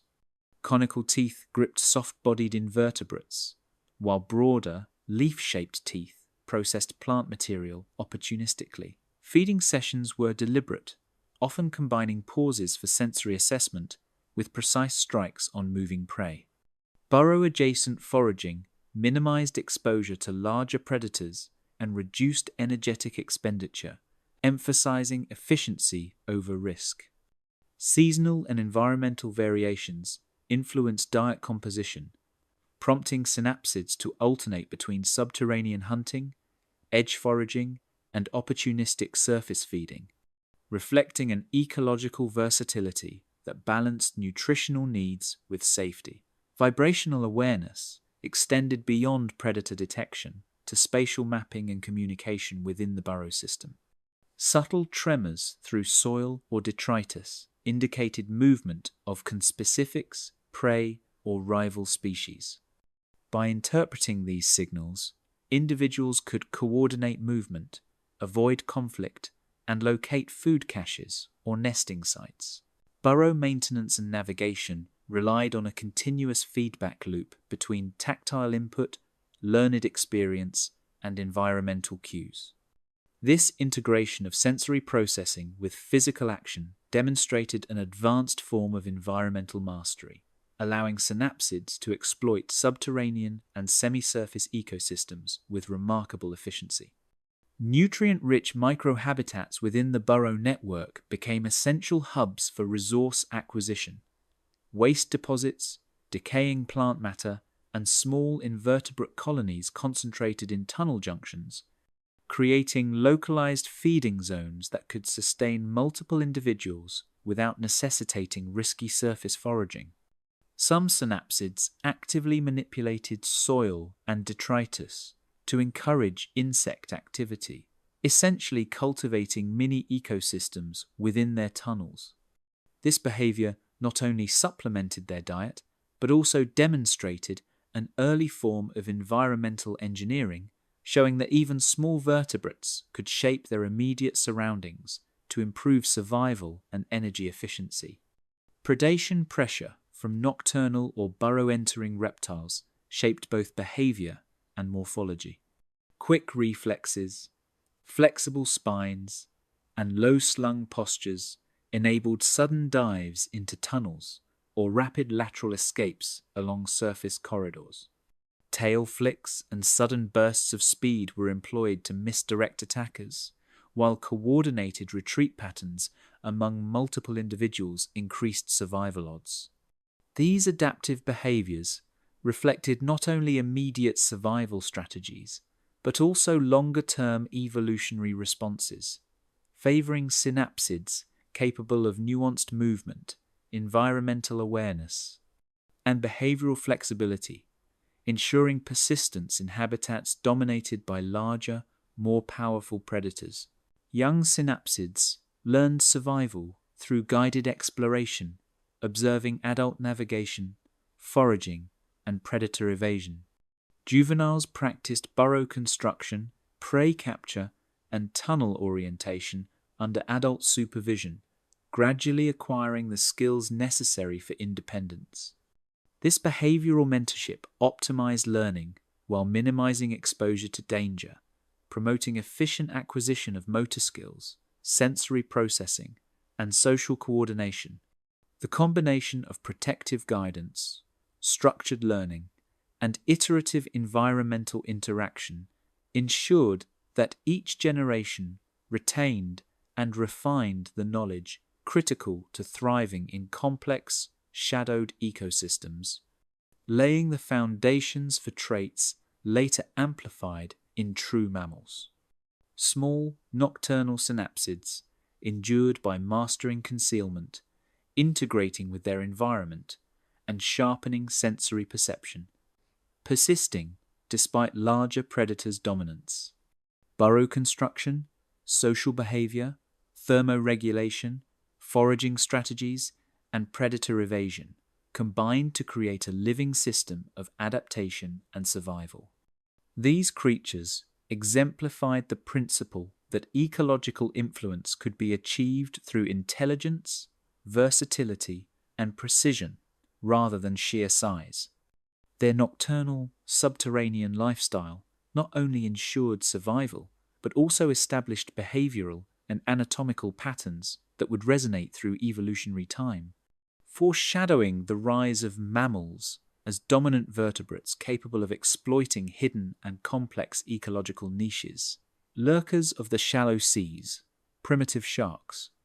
Hidden nighttime synapsids had mastered the art of evasion on land, while in the shallow seas, early sharks quietly asserted their own dominion. These aquatic predators thrived in coastal lagoons, river mouths, and nearshore environments, where currents and vegetation created both obstacles and hunting opportunities. Streamlined bodies, flexible tails, and specialized fins allowed them to navigate complex underwater terrain, while sensory systems, finely tuned to vibrations and electrical fields, gave them a decisive advantage. Here, in the interplay of predator and prey, these sharks began to perfect hunting strategies that would shape the oceans for millions of years. Body structure reflected a balance between speed, agility, and stealth. Even modestly sized species like Cladocellaceae or Stethocanthus displayed fusiform shapes that reduced drag and maximized efficiency in water. Muscular tails delivered bursts of acceleration, while stabilizing fins maintained control during sharp turns or rapid ambushes. Jaw design and tooth arrangement varied among species. Some had serrated edges for gripping slippery fish, while others developed blunt, crushing teeth for hard-shelled invertebrates. Scales, small but densely packed, minimized turbulence and provided subtle protection against both predators and conspecific rivals. Every anatomical feature was optimized for survival in these dynamic coastal habitats. Hunting relied on sophisticated sensory integration. Lateral line canals running along the body detect minute water movements, allowing sharks to locate hidden prey in murky waters or beneath submerged vegetation.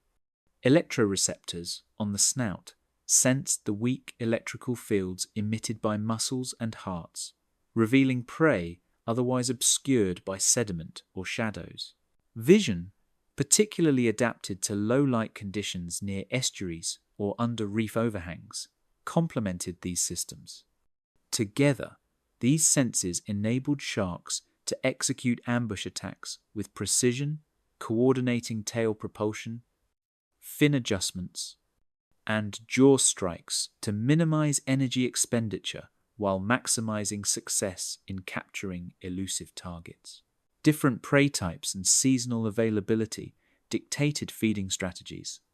Some species specialized in small schooling fish, executing rapid strikes with lateral swipes of the tail and snapping jaws, while others scavenged or targeted benthic invertebrates, probing soft sediments with snouts and fins.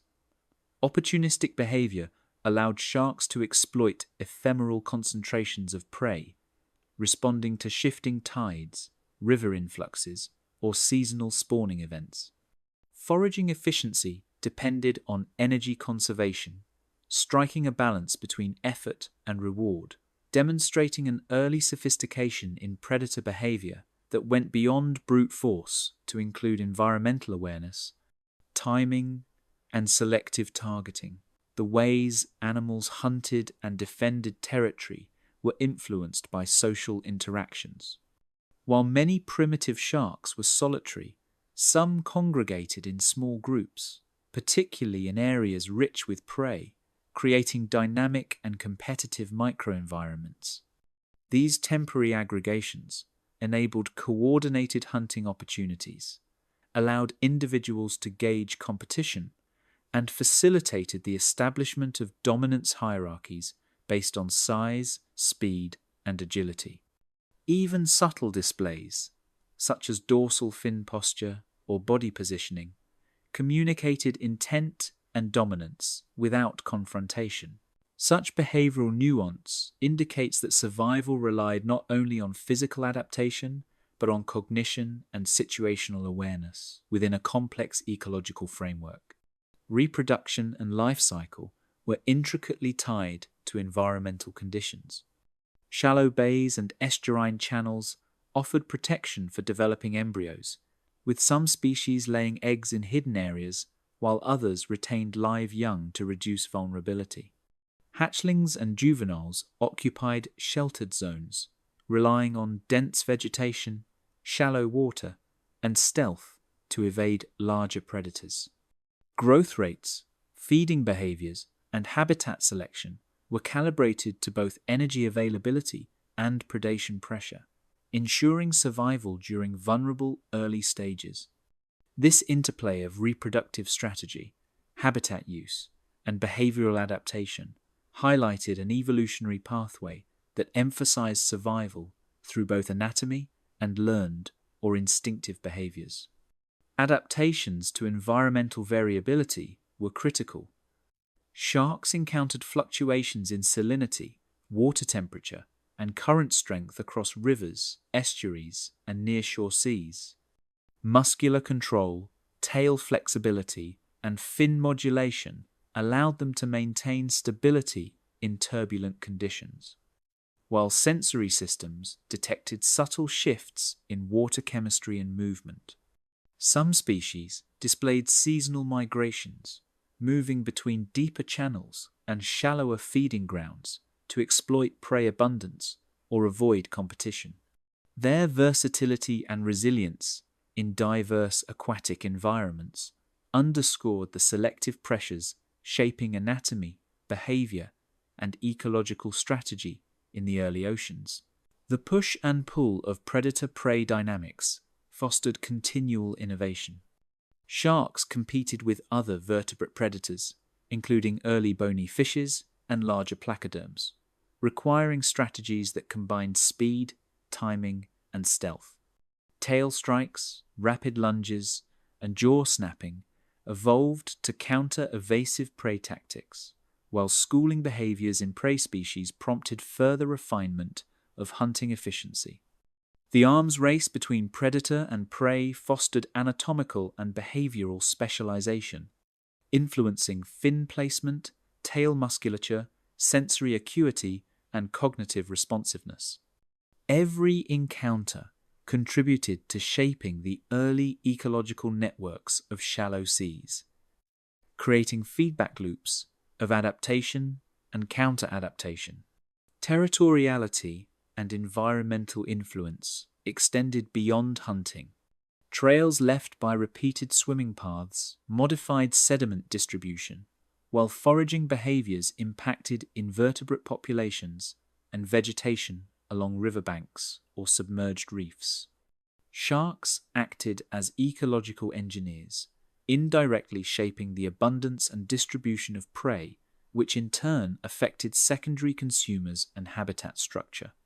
Their presence imposed selective pressures on other species, encouraging faster, more agile, or better protected forms.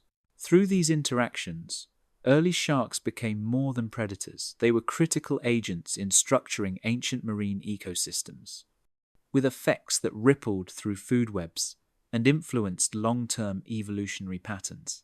Observations from shallow waters offered indirect lessons for terrestrial ecosystems. The strategies perfected by primitive sharks' speed, sensory integration, targeted predation, and environmental awareness would echo in land-based predators millions of years later.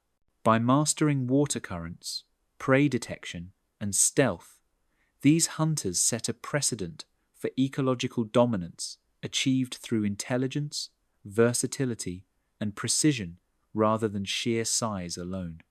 The shallow seas, patrolled by these agile and adaptable predators, became a proving ground where the principles of hunting, competition, and survival were refined, offering a blueprint for future apex predators across both aquatic and terrestrial realms.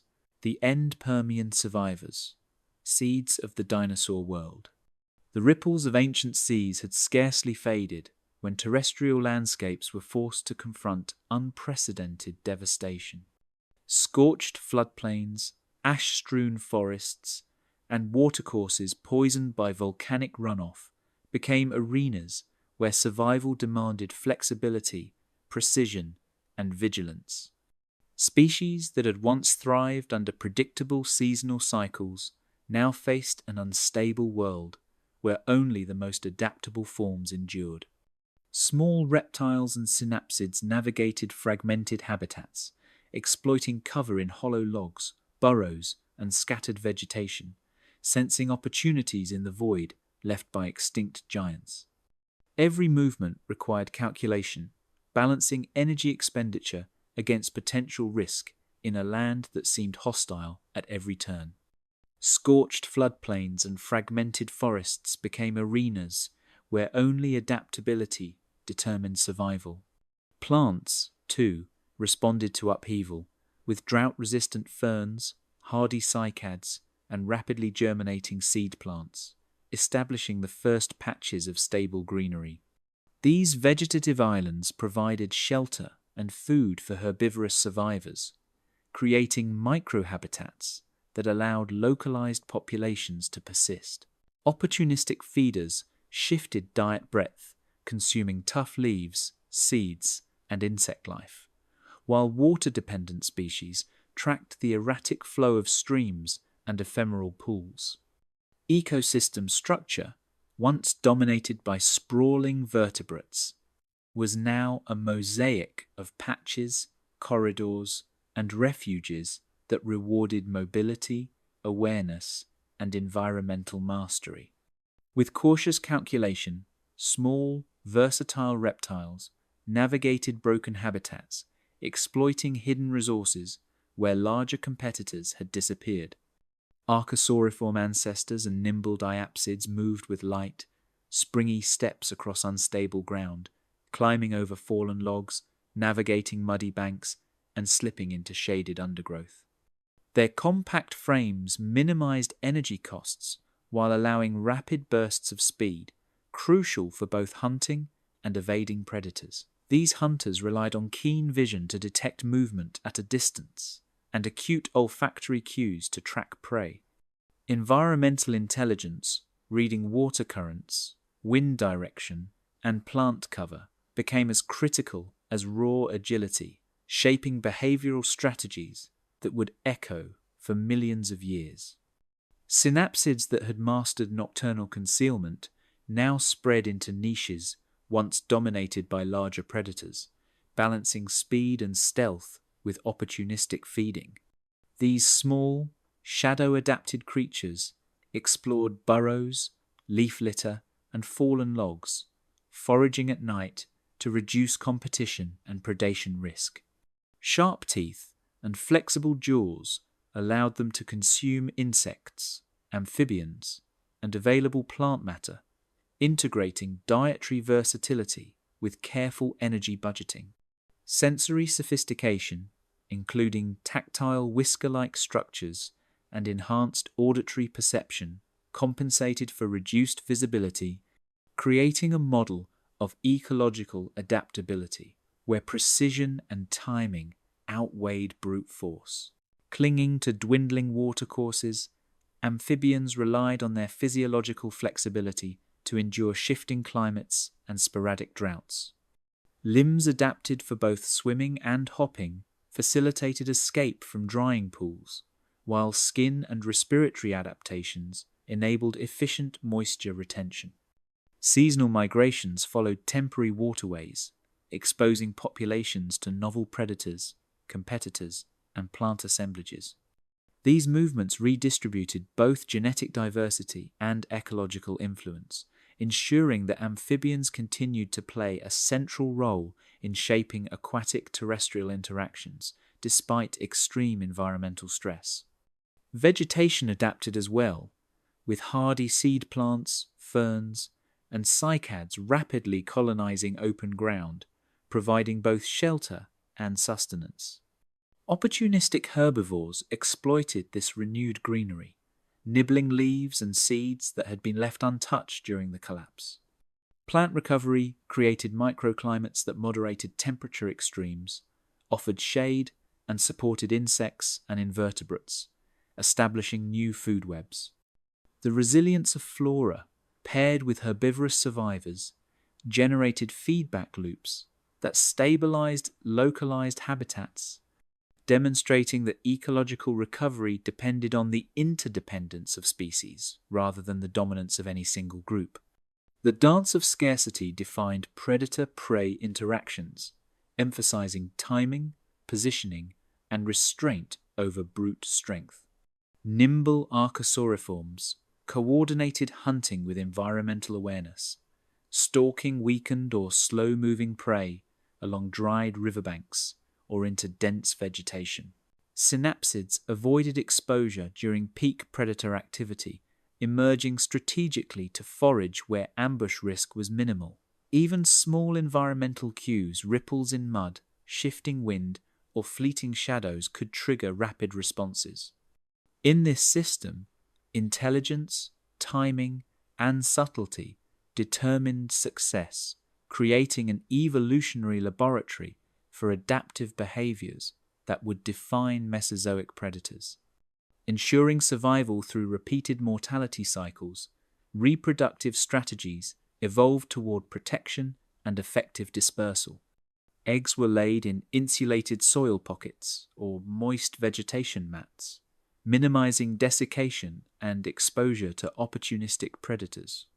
Juveniles adopted cryptic behavior early, relying on cover, slow movements, and parental or communal guidance in selecting safe foraging grounds. High fecundity, combined with flexible nesting and dispersal choices, allowed populations to persist despite fluctuating mortality rates, highlighting the evolutionary advantage of behavioral plasticity during environmental instability. Ecosystems themselves reorganized, establishing new food webs and spatial hierarchies that would influence Mesozoic evolutionary trajectories. Predators and herbivores adjusted territories and foraging routes, while invertebrate populations expanded to fill niches left vacant by extinction. Water sources, plant density, and microclimatic zones became critical nodes in the ecological network, dictating interactions at multiple scales. Feedback between species shaped habitat structure, promoted biodiversity in microhabitats, and reinforced behavioral adaptations, demonstrating that survival was a systemic challenge requiring holistic environmental awareness. The cataclysm left behind the foundations for a new era, gradually preparing the way for dinosaurs to inherit a restructured and fertile Earth. Species that thrived were not the largest or fastest, but the most adaptable, capable of integrating sensory input, behavior, and physiology to survive extreme conditions. These survivors established the rules for terrestrial life in the early Mesozoic. Mobility, opportunism, and environmental attunement mattered as much as strength or armor. By persevering through chaos, they created ecological templates that would guide the evolution of later dominant vertebrates. Studying these survivors reveals that resilience depended on more than survival. It required innovation, foresight, and versatility. Burrowing, nocturnality, dietary breadth, and sensory refinement allowed small species to persist and multiply where others perished. Ecosystem recovery was a patchwork of pockets where life endured and evolved in response to scarcity, predation, and habitat shifts. From these survivors, the stage is set for the dinosaurs to inherit the Earth, concluding the pre-dinosaur saga while linking to the next great chapter of life. In the shadowed swamps, across shifting floodplains, and beneath turbulent seas, life experimented, adapted, and endured long before dinosaurs claimed dominion. These creatures, armored, agile, and ingenious, remind us that survival is as much about ingenuity as strength, and that the patterns of life are written in resilience and subtle mastery of the world. As the echoes of their reign fade into deep time, we are left with a vision of Earth as a crucible of endless possibility, where every creature, great or small, shapes the story of life. If this journey fascinated you, feel free to like, comment, or subscribe.